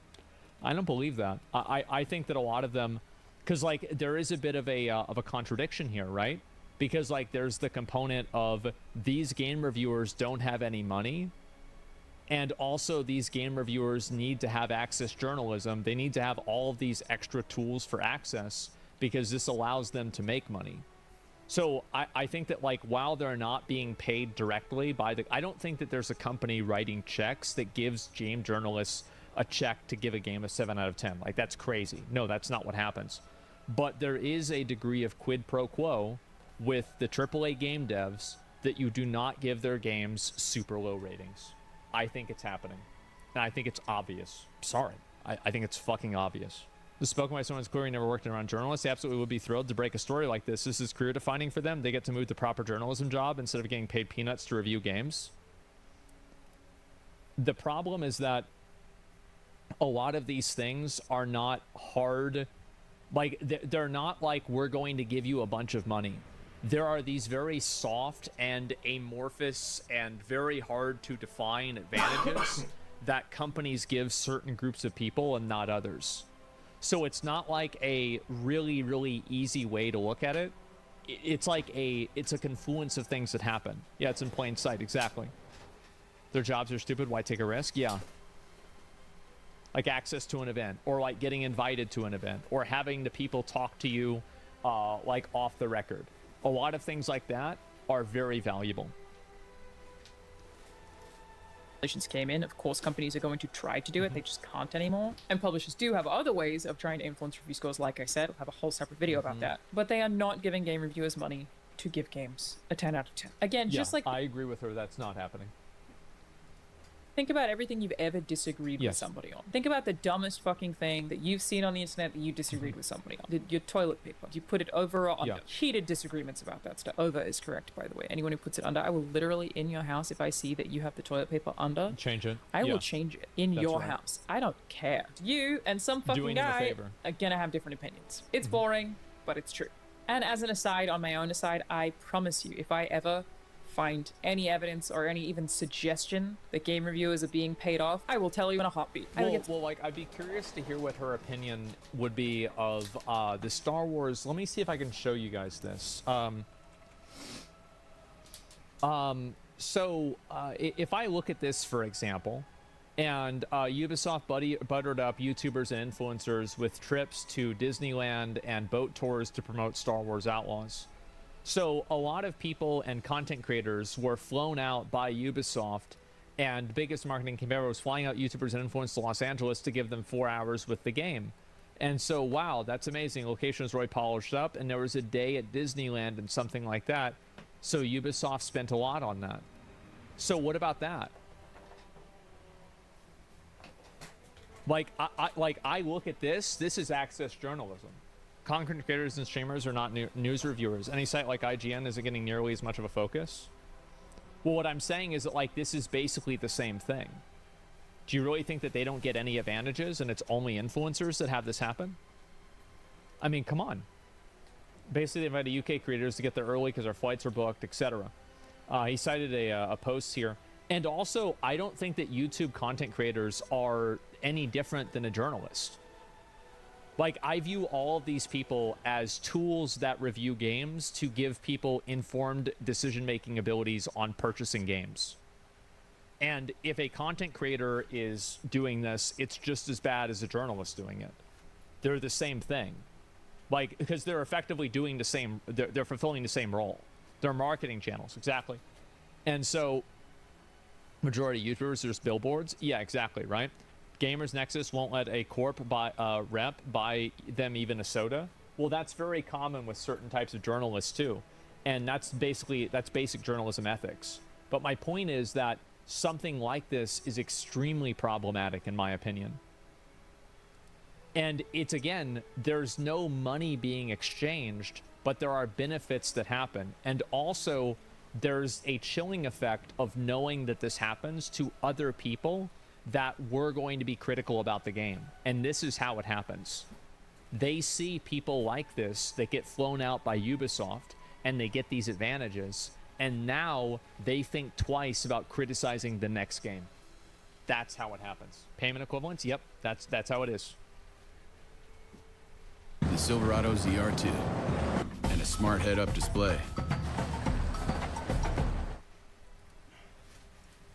So many subscribers. People would be so happy with me. I would get so many views, so much credibility. She finally outed it. Wow, look at this person go. That's my epics. Instead, I'm doing my routinely dumb bitch move of telling you the truth that I know most of you probably don't want to hear. Not most of you. It's just the ones who don't want to hear it, really don't want to hear it, and are definitely going to get mad at me in the comment sections of this video. People are already made up their mind. In fact, I will probably lose subscribers for this video. I actively reject the proven to be excellent strategy of saying the thing the masses would like to hear and make the controversial video that will force people to yell at me. All of that to say, it would be a lot easier for me, or as someone who actually does work in media, to come out and say reviewers are being paid off. If it were happening, they would have done it by now 1,000,000 times over already. I would have done it by now 1,000,000 times over already. I don't review games that don't accept codes. I have no reason to lie to you about this. It's just not happening. It's just some fucking guy. There are also just a bunch of factors where it comes to some fucking guy's opinion, where the person who reviews the game is also the game reviews not being reflective of what people want doesn't necessarily have to come from the customer, or sorry, from the publisher or the developer.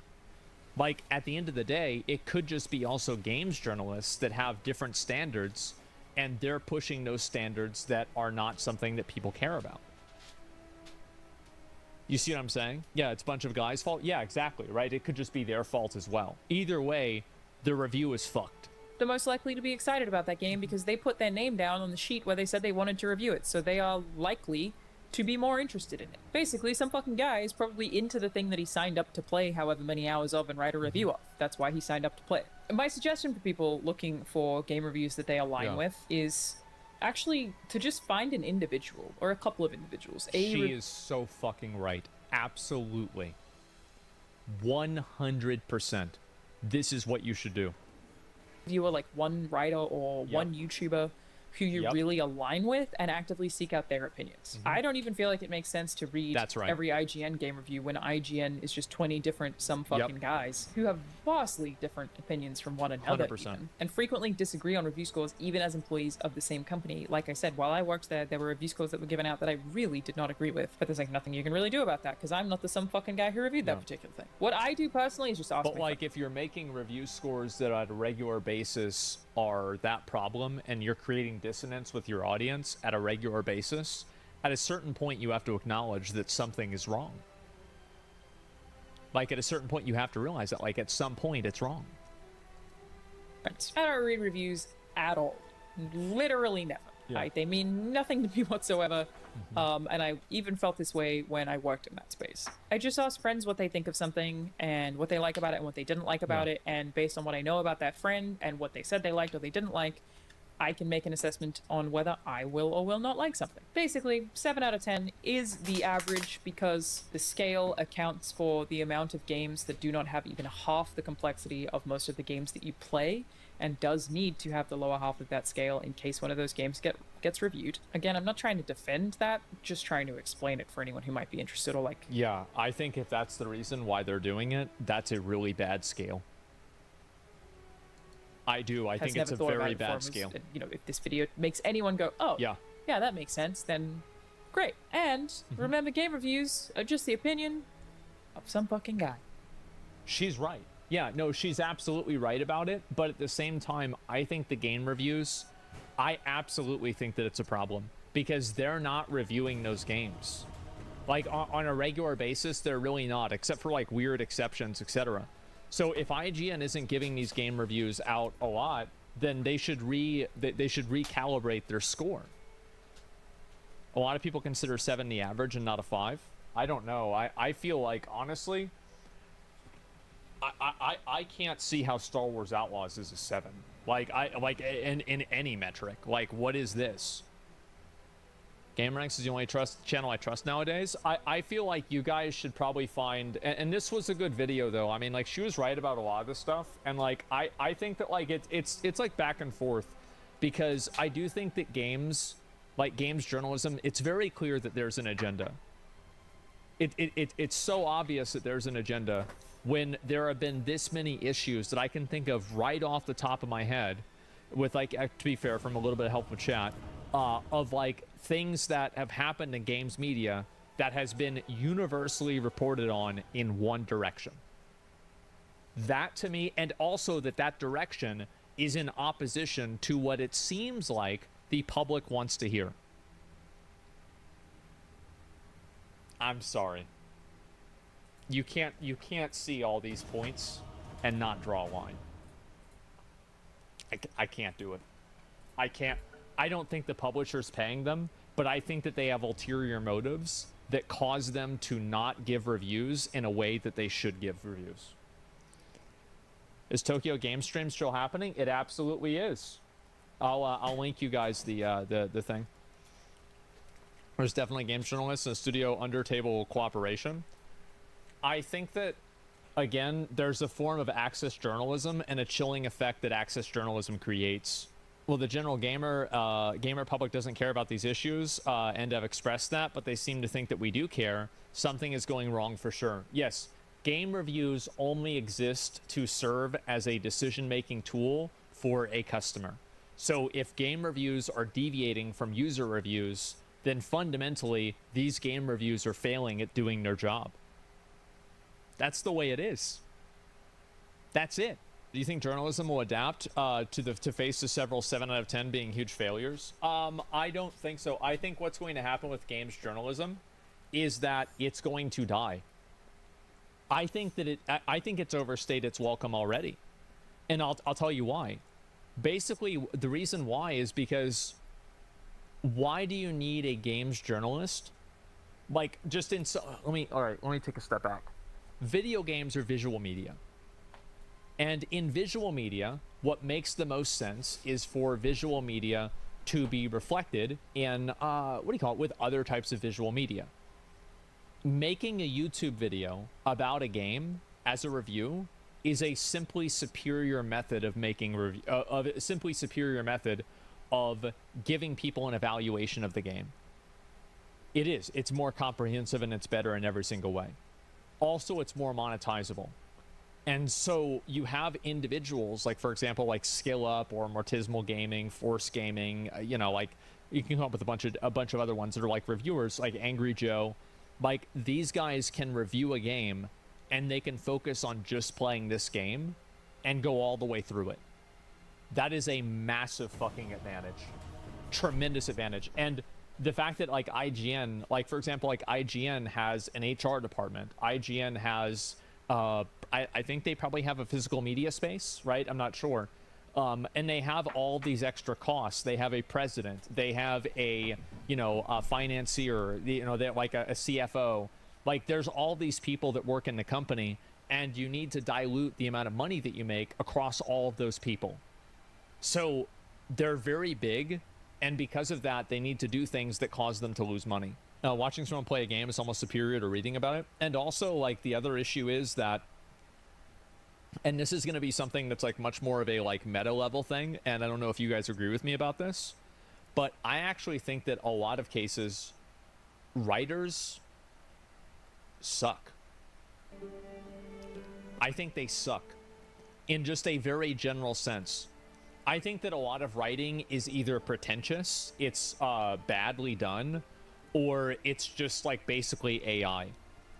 Like, most people aren't very good at communicating, and if you read the writing of somebody who's actually like a skilled writer, and then you compare it to like what, a random person would do, again, it's the difference between Game of Thrones seasons 1 through 4 and Game of Thrones seasons 7 and 8. Totally different universe. It's the difference between Rings of Power and Lord of the Rings. It's the dialogue. And I think that's what's really missing. One of those writers at Santa Monica Studios. Yeah, but God of War is pretty good. So, like, she's doing a good job, right? Santa Monica Studios makes God of War. So, like, I don't think God of War is an example of that. It's because they went to college. I think the problem is that a lot of these people, and also it's that, I think it's a theater kid thing, right? Where it's like, I'm trying to show off that, like, I have, like, this, like, deeper knowledge in types of subjects. I think you're wrong about that. The writers are right.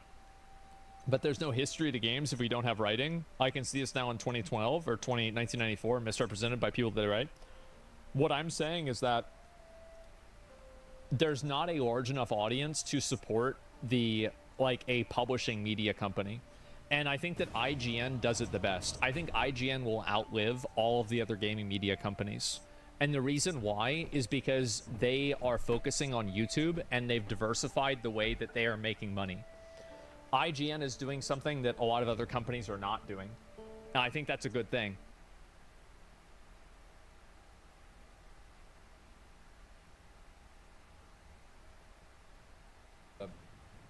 Sorry, I thought it was Tuesday. Toxic Thursday now. Unholy Banana. Thanks for that 14-month resub. Appreciate that. Good morning. You take every opportunity to make fun of Star Citizen. Yeah, they're used to it. They can take it.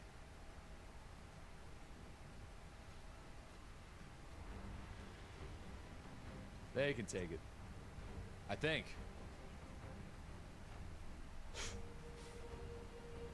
Maybe. They can. I'm sure they can. Okay, let's see here. Break free with the new Opera GX, a browser that puts you in control with a brand new design that frees up even more pixels for personalization and an inventory of features to up your game at every level. like GX Control to help rein in your resources with integrated limiters for RAM, CPU, and network. A sidebar for direct access to your favorite side quests, streams, and posts. And built-in privacy tools like ad and tracker blockers and free no-log VPN. Check into GX Corner for the latest news, deals, and free games.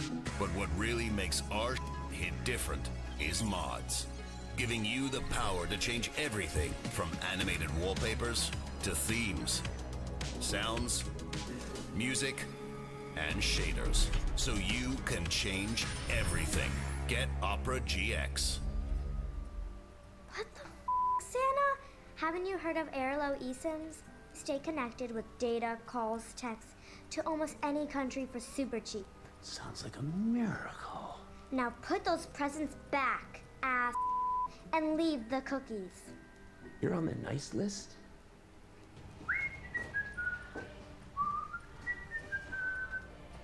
Kind of like a waste of a skill, almost.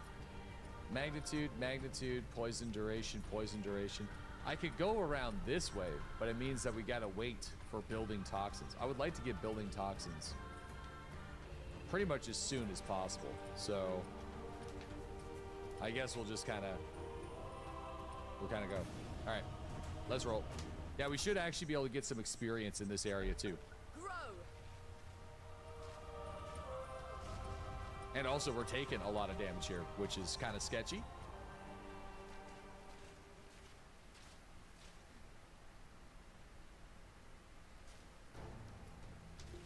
Yeah, the increased duration nodes are good, but the chance of poison on hit is just kind of weird.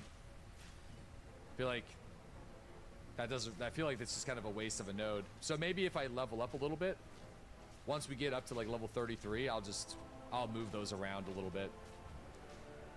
But I just want one more. I want one more poison stack, like ASAP. It's an instinct.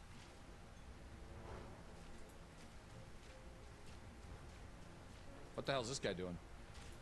I can't kill the ghost?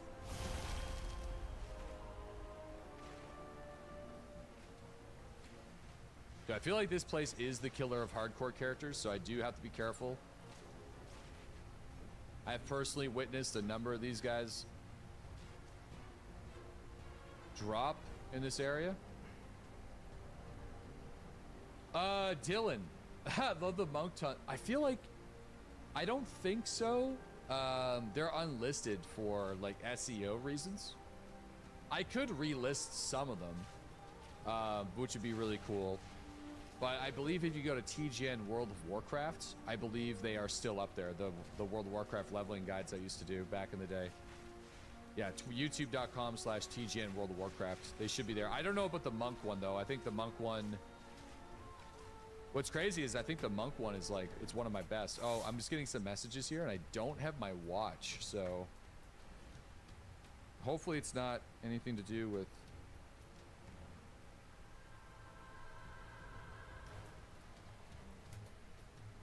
whoa. Is Valtteri going back to Mercedes as a reserve or a primary? They just tweeted. Fuck, is Valtteri going back as a primary driver in Mercedes? Because if so, that would be pretty sweet. Let's see what we Not got what I here. We got expected. Reserve. Ancient Atropos. Atropos. Cool. Reserve? I like Valtteri. He's a good dude. Literally, if I Also from Finland, you know, I gotta love stay those Finnish drivers. away I gotta skip the music here. Kami's coming up. from ES's ulti, Yeah, I actually do need to get my watch. I can so literally kill give me a all of second. them. I'll be right back. I like to have it just in case daycare Oh needs me and I'm hey, not paying Act attention, you know what I 3, mean? Path So, of Exile. give me a sec. Let's go. And he's live.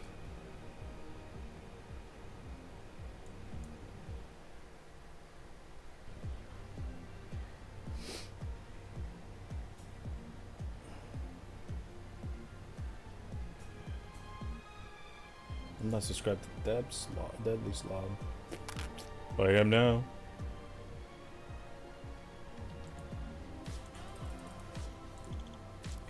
Okay, let's win.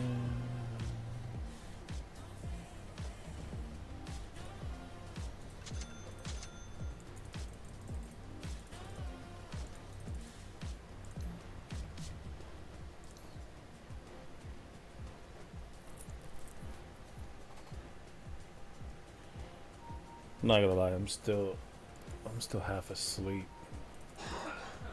I'm just tired. Like, so I woke up at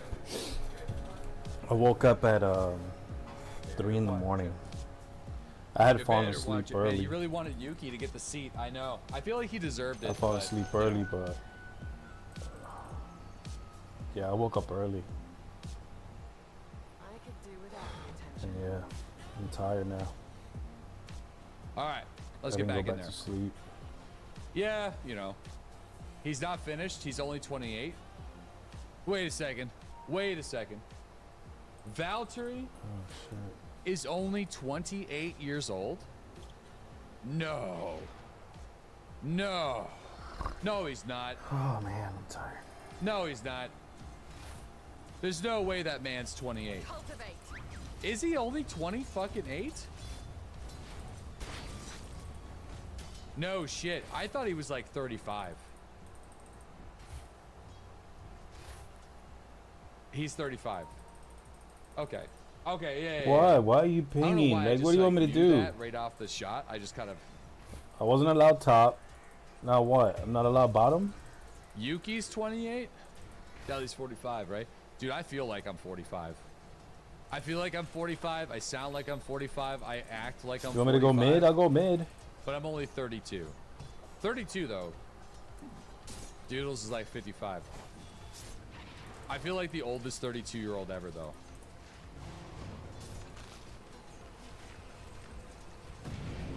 Each kid is 10 years.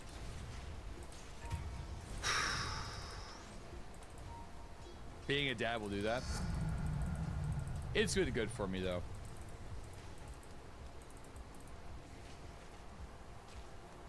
Wait till the twins happen. Dude, don't you listen, man.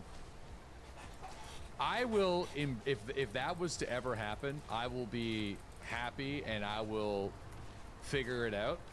Suffocate. But, dude, life would get... Listen, man, there's no way I'd ever be on time for a stream ever again. I mean, I'm barely on time with just L, but if I had twins, dude. Sorry, guys. Yeah, no, twins don't run in our family, so I don't know if it works that way, but it just... I'm sure there's plenty of times when twins are just not really... Do you think you'll have more? Ah, we'll see. We'll see. Maybe. We're really happy with just having one right now, so... But we'll see. We'll see. Who knows what the future holds? Who knows? Pure RNG? Uh-oh.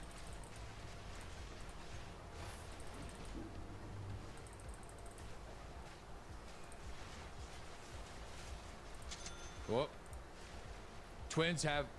Natural twins have to be in the oh my god. Imagine having twins or triplets after the first one. Listen, can you guys, what are you doing? What are you guys doing here? Listen, man. Fate's been pretty good to me, but I don't know, like, listen, again, if I don't want to sound like, I would be happy, okay? I would be scared, but I would be happy. You know.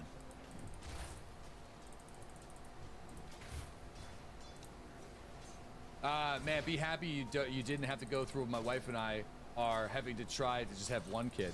Listen, man, I don't want to bring too much up in my personal life, but Shelb and I have been through quite a bit when it comes to kids, and I'll leave it at that. So it's not a competition, but I'm gonna leave it at that. We're very, very happy and lucky to have Els.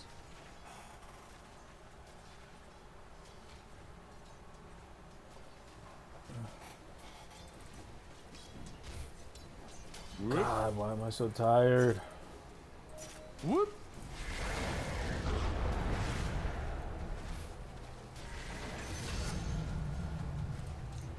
He's a good dude. What was he doing? He was having a biscuit this morning, losing his mind. Another runny nose, though, man. This freaking daycare is unreal. The day, like he was chomping along, man. He's chomping along. He's trying to he's taking steps on his own, but he's like a drunken sailor, you know. He's very wobbly. Very, very, very wobbly. Wobbly fella. How old is he now? 16 and a half months. I know that seems weird for people that don't have kids, and you're like, what the fuck? Just say he's a year and a half. I usually do, but it does matter. The gap between like 14 and 20 months is pretty huge. It's insane. The amount of development, the difference is vast. I think it slows down a little bit after 2. Yeah. They kind of slow down a little bit, but it's actually insane. Oof. Whoa, what the hell? Toxic rain. Where the hell did that guy come from? Dude, he's wearing 2 and 3T already too, so he's growing. He's busy. Busy fella. Did this glitch out or something? What's going on here? Oh. What is going on here? Some of my abilities are just not hitting this guy. What? I don't understand. What's happening here? Proximal What the hell? Why does it keep tangibility. doing that? Oh, that's evasion? Okay. So you can't just run the checkpoint on this guy anymore. He's just, you gotta re-find him.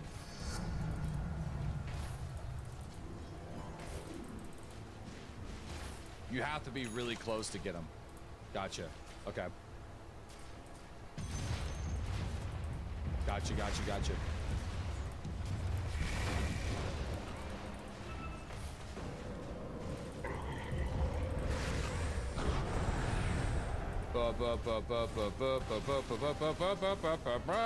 out of here. Get out of here. Whoa. Get out of here. Well, you better start breaking your back because we're carrying a bunch of loot out of here. The closer you are, the more damage you do. Damn. They do not slow down. Especially whenever they start figuring out why. Why? I feel like you gotta try to hit them with the why do you think, you know? But we're not there yet, so I'll take your word for it. Damn, if this had maximum life on it, it actually wouldn't be that bad. But it doesn't. Oh my god. I'm just gonna get rid of it. Also, it's maybe I need to time play for me some to get a loot PoE filter. after this. I might play a few more games of this, but then switch to PoE. Nah, I'm not gonna worry about that. Maybe, might be time.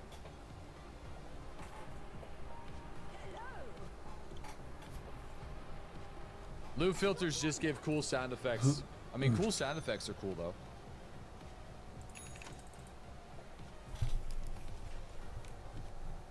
Be for stuff like, you know, sockets and shit, you know? It's nice to have a little bit of color on stuff so you don't miss anything. I mean, we're at the point though where I pretty much take everything anyway. So, I don't know if because we need gold for gambles, for loot, because we're so currency starved. So, I actually don't know if we really need one. My loot filter is basically got to take it all. Unless I'm in a rush. Oh, what am I doing with this support? Well, I am just, I don't know. I'm really not doing anything. I'm just too tired. Well, I think I'm just going to leave this area. I think we'll just kind of move on. You know? I feel like we don't really need to be in the Lost City. We can just keep playing through the Act 2 campaign.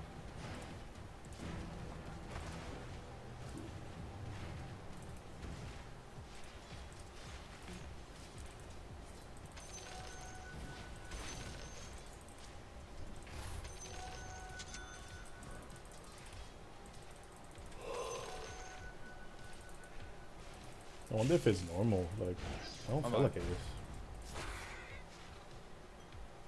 Being this tired for no real reason. Yeah, we'll do that. I'm gonna get out of here. I'm not much of a farmer in this game, as you can see. I haven't even done like a whole lot in the last city. I'm like, let's just leave. The Dreadnought, though, I would consider sticking there for a bit longer. Because I feel like that place was... We were leveling up really quick, and it's a small little spot. Ooh. That's nice. It's actually pretty good. Let me do this. Charges per second. Sorry. Oh, yeah. Oh, yeah, that's good. I like it.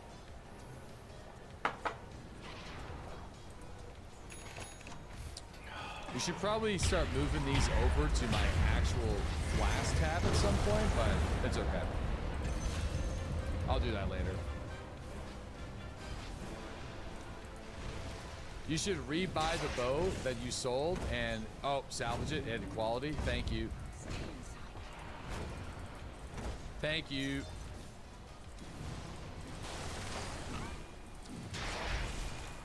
No, I don't have the tabs affinity set yet. I'm not a stasher. You know what I mean? I'm not a big stash guy. Not a stasher. I have problems with stash organization. Organizational skills in general are just not my forte. Your boy got a kill while running away. Some point in time. And getting ganked by 3. We'll get there. And half asleep. Because I am half asleep. I'm still dozing off. He's a hoarder, not a stasher. We won't. Sometime. I'm just tired. We like, remember that from Tarkov. But I can't go to sleep. Like, if I try to go to sleep, I'm going to mess up. Thank you, my man.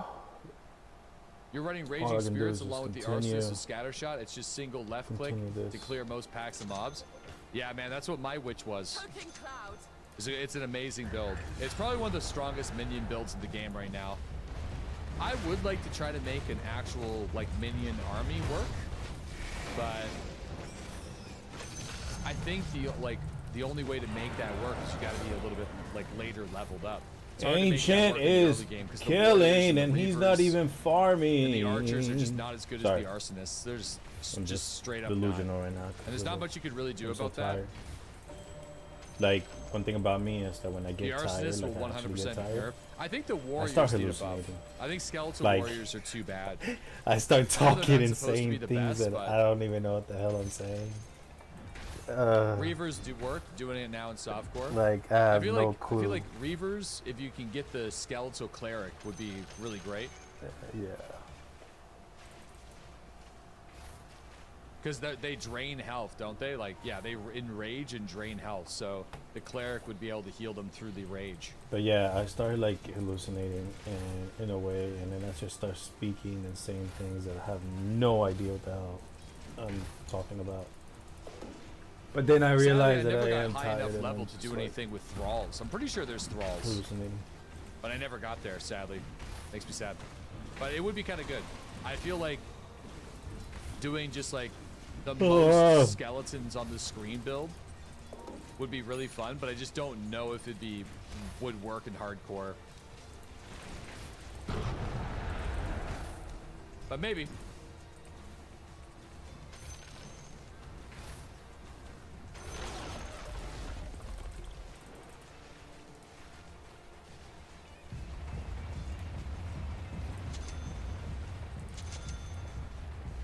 Oops, all skellies? Yeah, just all skellies. There's a... Is there only female rangers? Yeah, the classes in Path of Exile are just... You play the character. There's no character customization other than gear and microtransactions for different suits. You think you're going to kill me for no microtransactions? The suit that we got right now and looks not sick. die? Like, this looks awesome. I'm a huge fan of this look. You know, low fantasy. Sorry, I might. I'm a big low fantasy guy. Sleep. Like, this is awesome. I can still game. Press K to check the fit better. Oh yeah. Yeah, that's fucking sick. My body's so tired. Smoky. Yeah, we got the evasion smoke on there. There you go. You can have some better. What the hell does low fantasy mean? Low fantasy is like, you know, leather. And what you'd expect, like, think about what you'd expect somebody running around on an adventure in medieval times, right? High fantasy is like World of Warcraft with huge shoulder pads and ridiculously large swords. You know what I mean? Crazy shit. Stuff that doesn't make sense. Female tanks with metal bikinis. I mean, listen, you should see our witch in this game, though. Oh, energy shield, energy shield. Energy shield is stored in the tank top. Not necessarily, but yes. I'm just giving him like a quick, like, explanation of it. You know? I think I timed it wrong.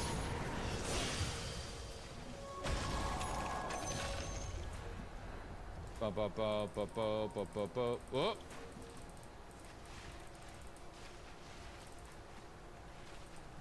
Yeah, this is hitting really hard. As long as I get a chance to do the pustules, it's not too bad.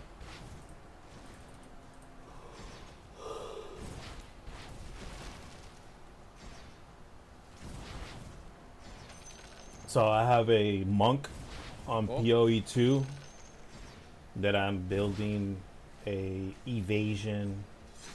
Baldur's Gate 3 build. is high fantasy. Yeah, but I mean, if you just want to go no clothes, I guess you can do that in Baldur's Gate. Yeah.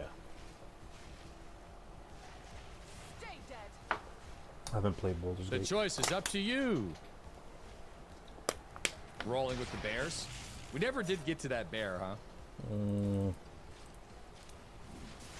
Doing a Baldur's Gate run with the Twitch integration mod, where I have to go with whatever Twitch actually decides on key decisions would be crazy. I like maybe this Christmas.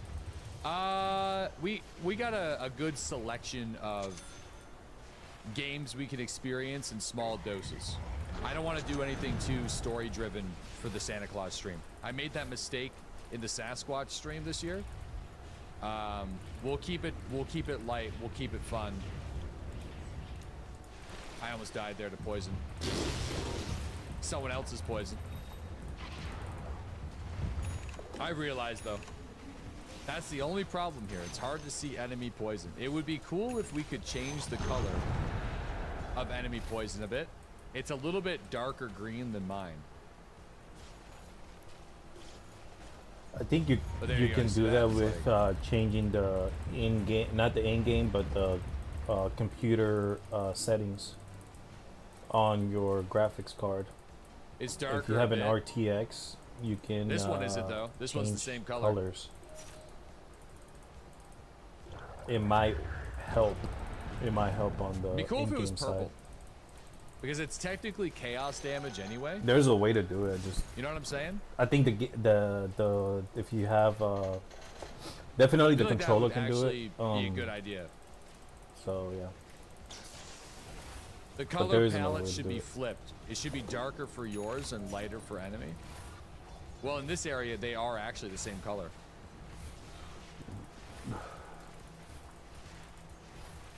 So I'll have to be I a would little tell him careful. that if I was in his like chat, but I'm not. Is there not a cosmetic pack for it? They'll probably have a cosmetic pack to change the color. Ooh, I would 100% buy one that changes enemy poison to purple. Like 100%.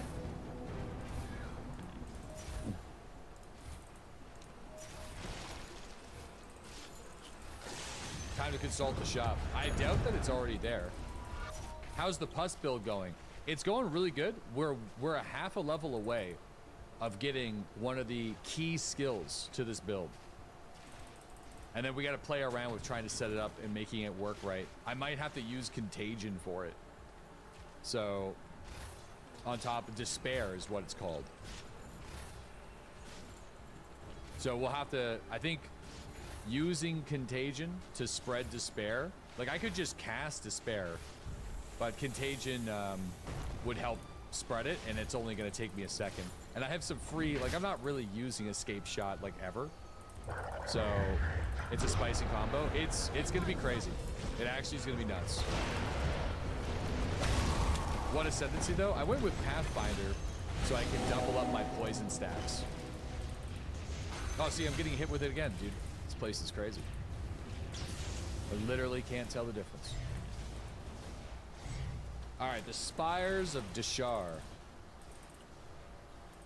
Yo, how's it going today? Poison seems much stronger today than yesterday. It's going really well.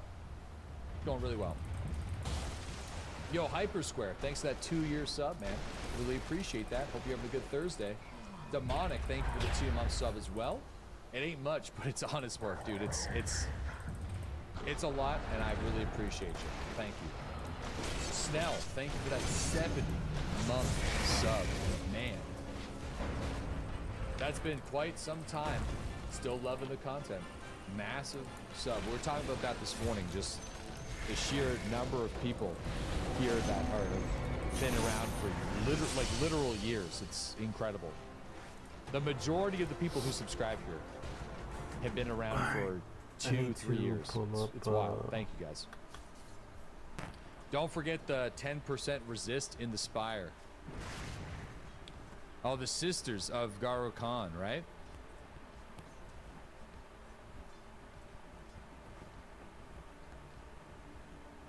You would if you could. Hey, man, don't worry about it.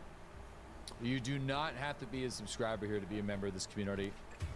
I promise I tried my best to not outread subscribers for regular people. It just might make your viewing experience on Twitch a little bit more annoying from time to time, but it's all good, man. Don't worry about it. Whoa. Extra chaos damage. I don't like that.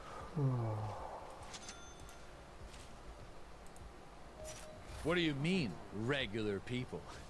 Who you calling regular people? Yo, King of Cool, thanks that 37-month resub. Thanks, guys. Just as long as the YouTube subs and non-subs agree that YT chat is the enemy. Listen, I think we gotta just we gotta have like a Thanksgiving feast with YouTube on one side and Twitch on the other, and we gotta break some bread on this, guys. We gotta break some bread here. YouTube's great. Nope, never. Rambushed. Thank you for the 52-month resub. No regrets. Thanks, man. Thanks for the 52-month sub. Many laughs were had.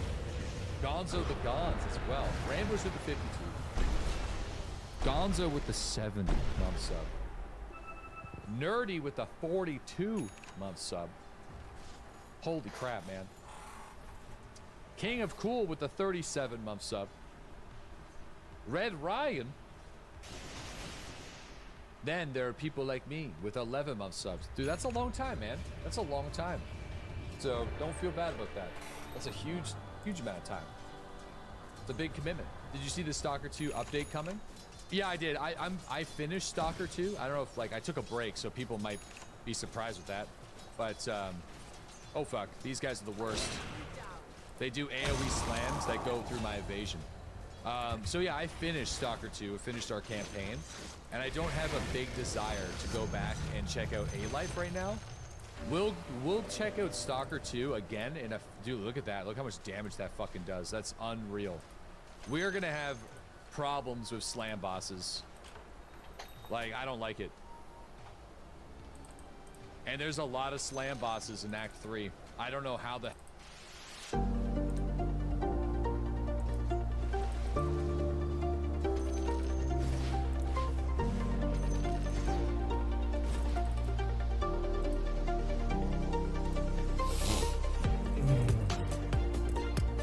Ads, go away ads.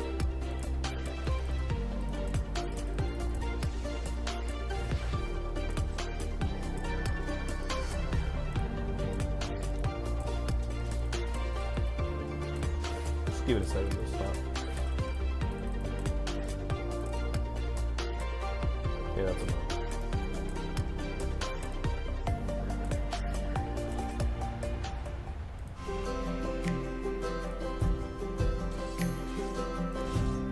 I'm missing a fight. No, I'm not.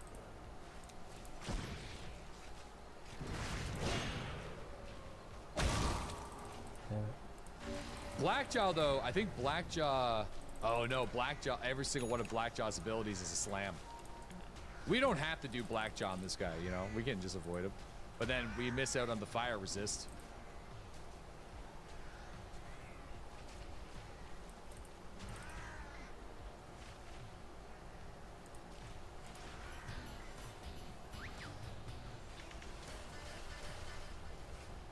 Yeah, we'll need to figure out some more CC. Like I'll either have to like dial in and maybe try to do some frost infusion on something other than this arrow here is what I'll have.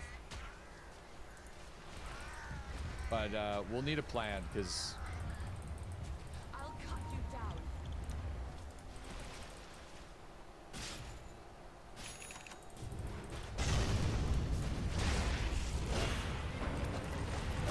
see, like I just evaded that. Like I think evasion will be really good, but it is RNG. We are rolling the dice quite hard. Your acrobatics lets you evade AoE. You're just not evading those. Their accuracy might be higher. You guys in that saw area. that? Pudge Maybe because like the every guy single one of those away slams from from my, one of those baby birds has hit me. I haven't ulti, missed a single my one. Ice blast. Those damn baby birds, bud. They're just taking me out.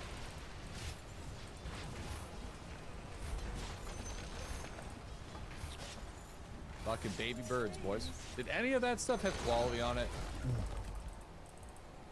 No, I am not Like, watching my I need own to start stream. double checking. All right. Anybody is wondering.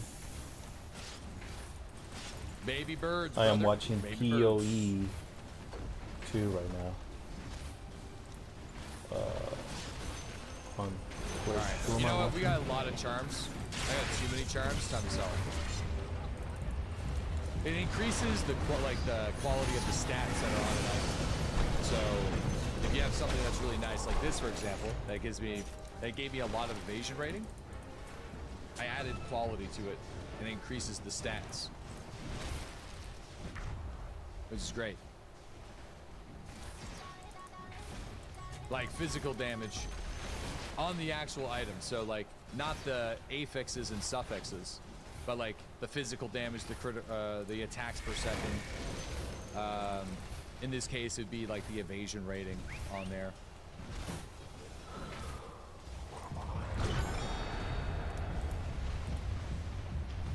All right, let's see what else is over here.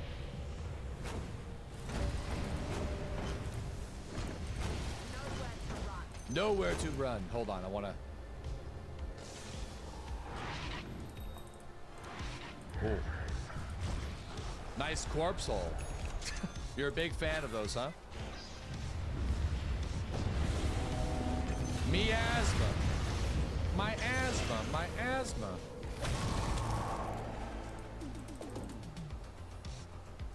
Oh, these guys have poison. I just as realized. well, so How I'll did I watch end up for it. there? Same color poison. Actually, theirs is a little lighter than mine. It's more of like a tan green.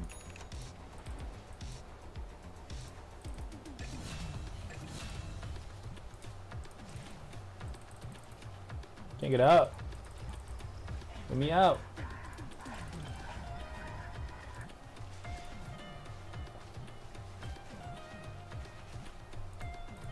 Okay, here we go. Whoop.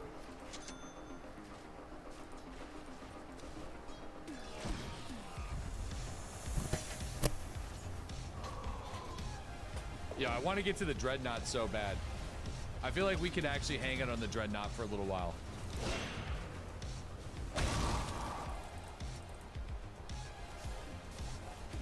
But we definitely need more Magic Find, though. Oh, I feel like a bunch of birds are coming. I'm watching Saintstone stream on Twitch. There he is. Come here, big boy. He's streaming PoE 2 right now. He's on Act 3.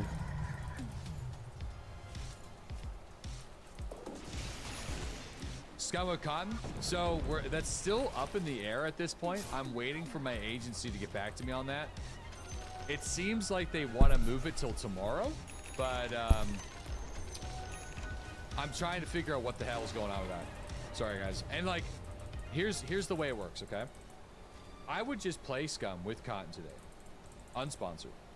But if Cotton and I both did that, we would both probably lose the sponsorship. You know what I'm saying? So it just kind of ended up being kind of weird. This is the second time they delayed it. Dude, I low-key think they just wanted me to do it during my Santa Claus stream. But,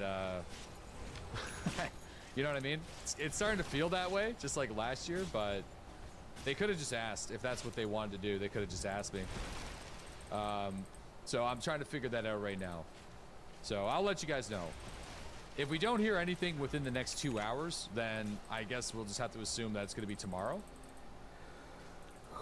And if it's not going to be tomorrow, then we'll just, I guess it's just not going to happen this year. Well, it's not that, Blaze. It's just, it's already been locked in. You know what I'm saying? It's already been decided. So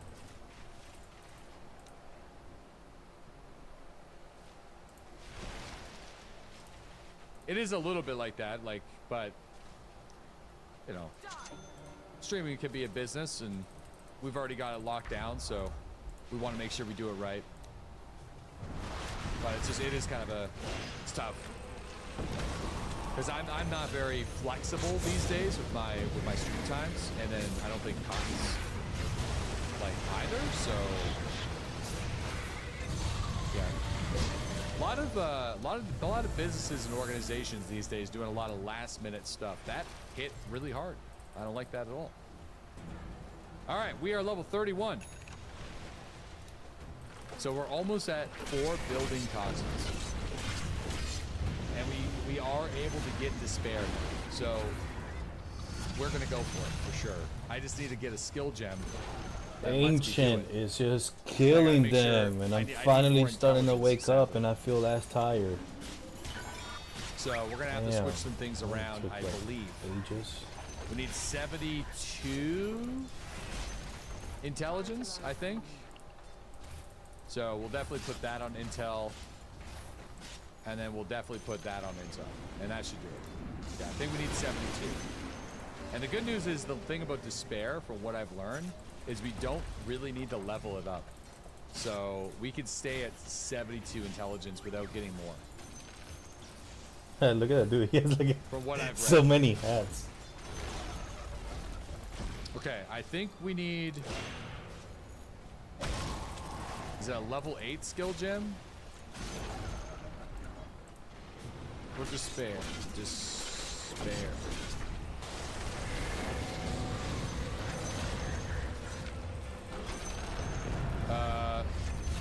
Is it despair? How do you spell despair? Is it level 9 gem?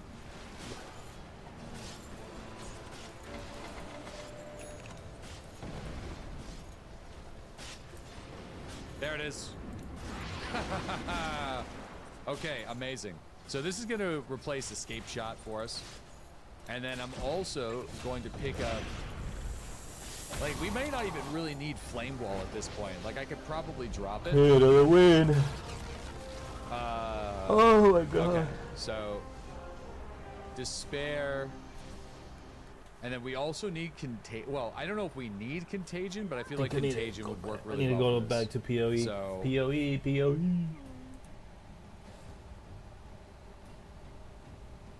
Keep escape shot for helping surrounding block when you can't roll out. I already have an ability that can do that. PoE time, boys and girls. Toxic growth. And young and old people. Yo, you just saw that the Canadian dollar lost 50 cents in value. Any reason why? What?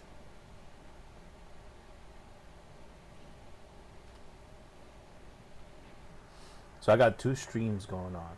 I am watching.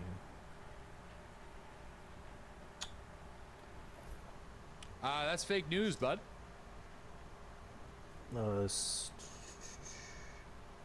So Sorry. So I'm watching Dead Slav on YouTube. They found it. And then I'm watching I need to check. It's not real. Zell. Wait, was Zell's playing Did his own research? I need to Did it get ever have back value? to I think it's like Lost Ark, $1.30 man. to a I haven't played Lost Ark in a long to a dollar. time. Yeah, this war on Canada. I guess there's like 50% of Americans just don't like Canada right now, which is kind of funny. I don't know what the fuck we did, boys, Got but Saints Jesus Stones on Christ. my phone and Dead Slob on my laptop. Guess it's trendy. Trendy I mean, to I hate could Canada boot up right now. my, We're under the fucking desktop. gun. Listen, if you want to put pay our everything on, fucking like, 3 debts, all right? screens. Jesus Christ, we'll No, bankrupt you boys. We'll put you. We'll I have fucking. We'll a bankrupt you. fully gaming rig desktop. We'll find a way. We'll do it. We're really good at it. Yeah, it's pretty sick. I mean, it's still. I could do some upgrades to the. You know, to the actual desktop itself when it comes to like those damn commies. graphics card or whatever, but because I'm running a Those 40, gosh darn cammies. a 4070.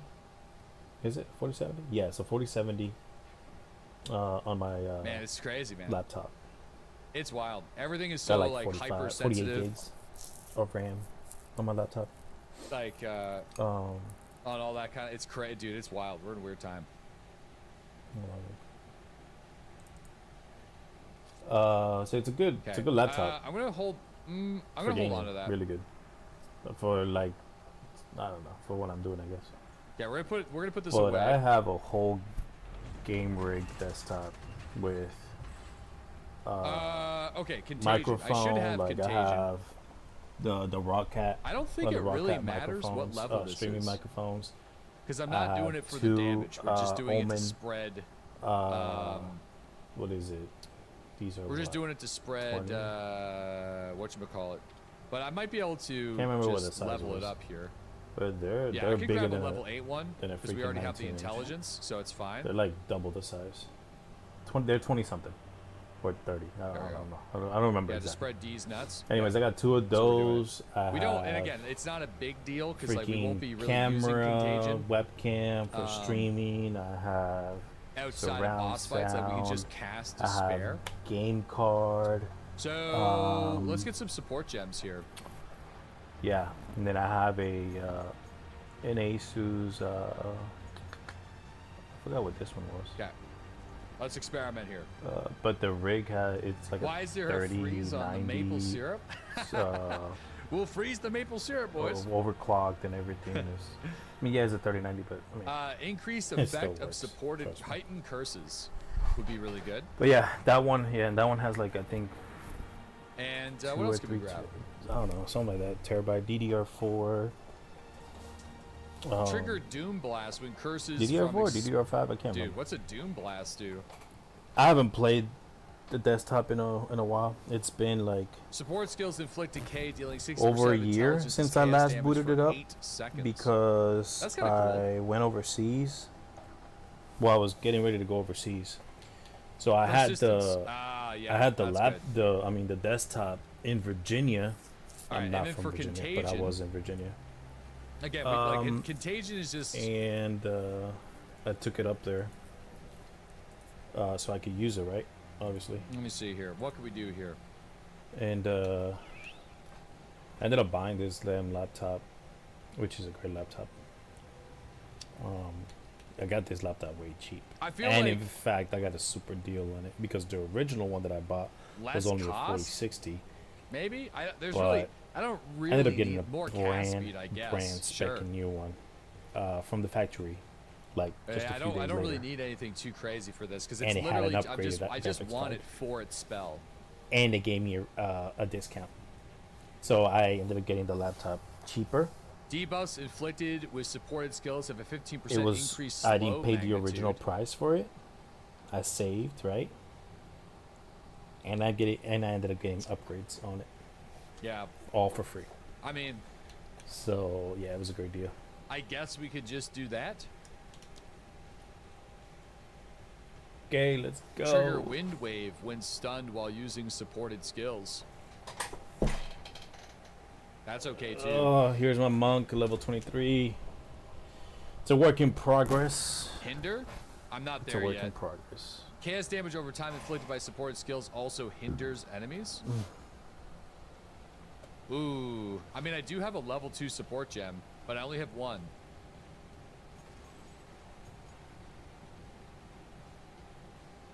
Ooh. That's really good. Damage over time debuffs inflict on full life enemies do 50% more damage.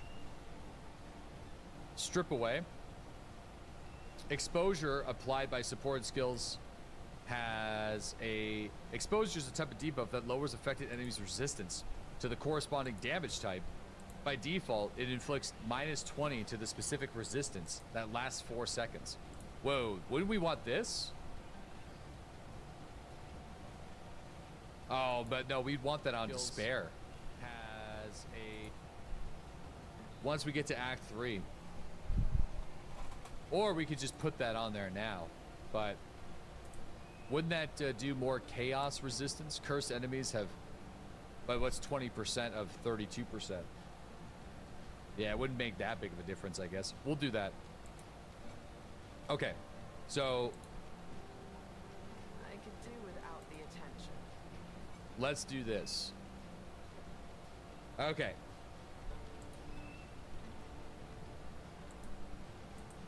I don't know how my keybinds are going to work out here. But we'll give it a try. I feel like putting one of these on F actually makes more sense.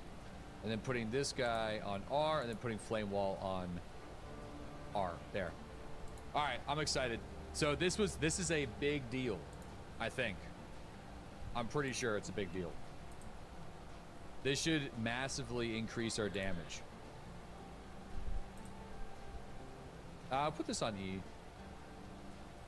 gonna put this on R. I'm gonna do this. Okay. So if we open up, right? You have no chance. Dude, actually, that's a lot of mana. Holy crap. That's insane amount of mana usage. I didn't... How are we gonna handle that? Dude, I might need to get something that reduces the mana cost. Holy shit. That's a lot of mana.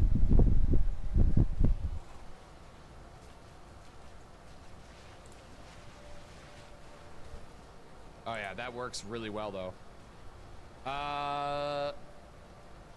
Or just click your flask. I mean, yeah. I'm gonna change my settings real quick. I'll be right back. Okay.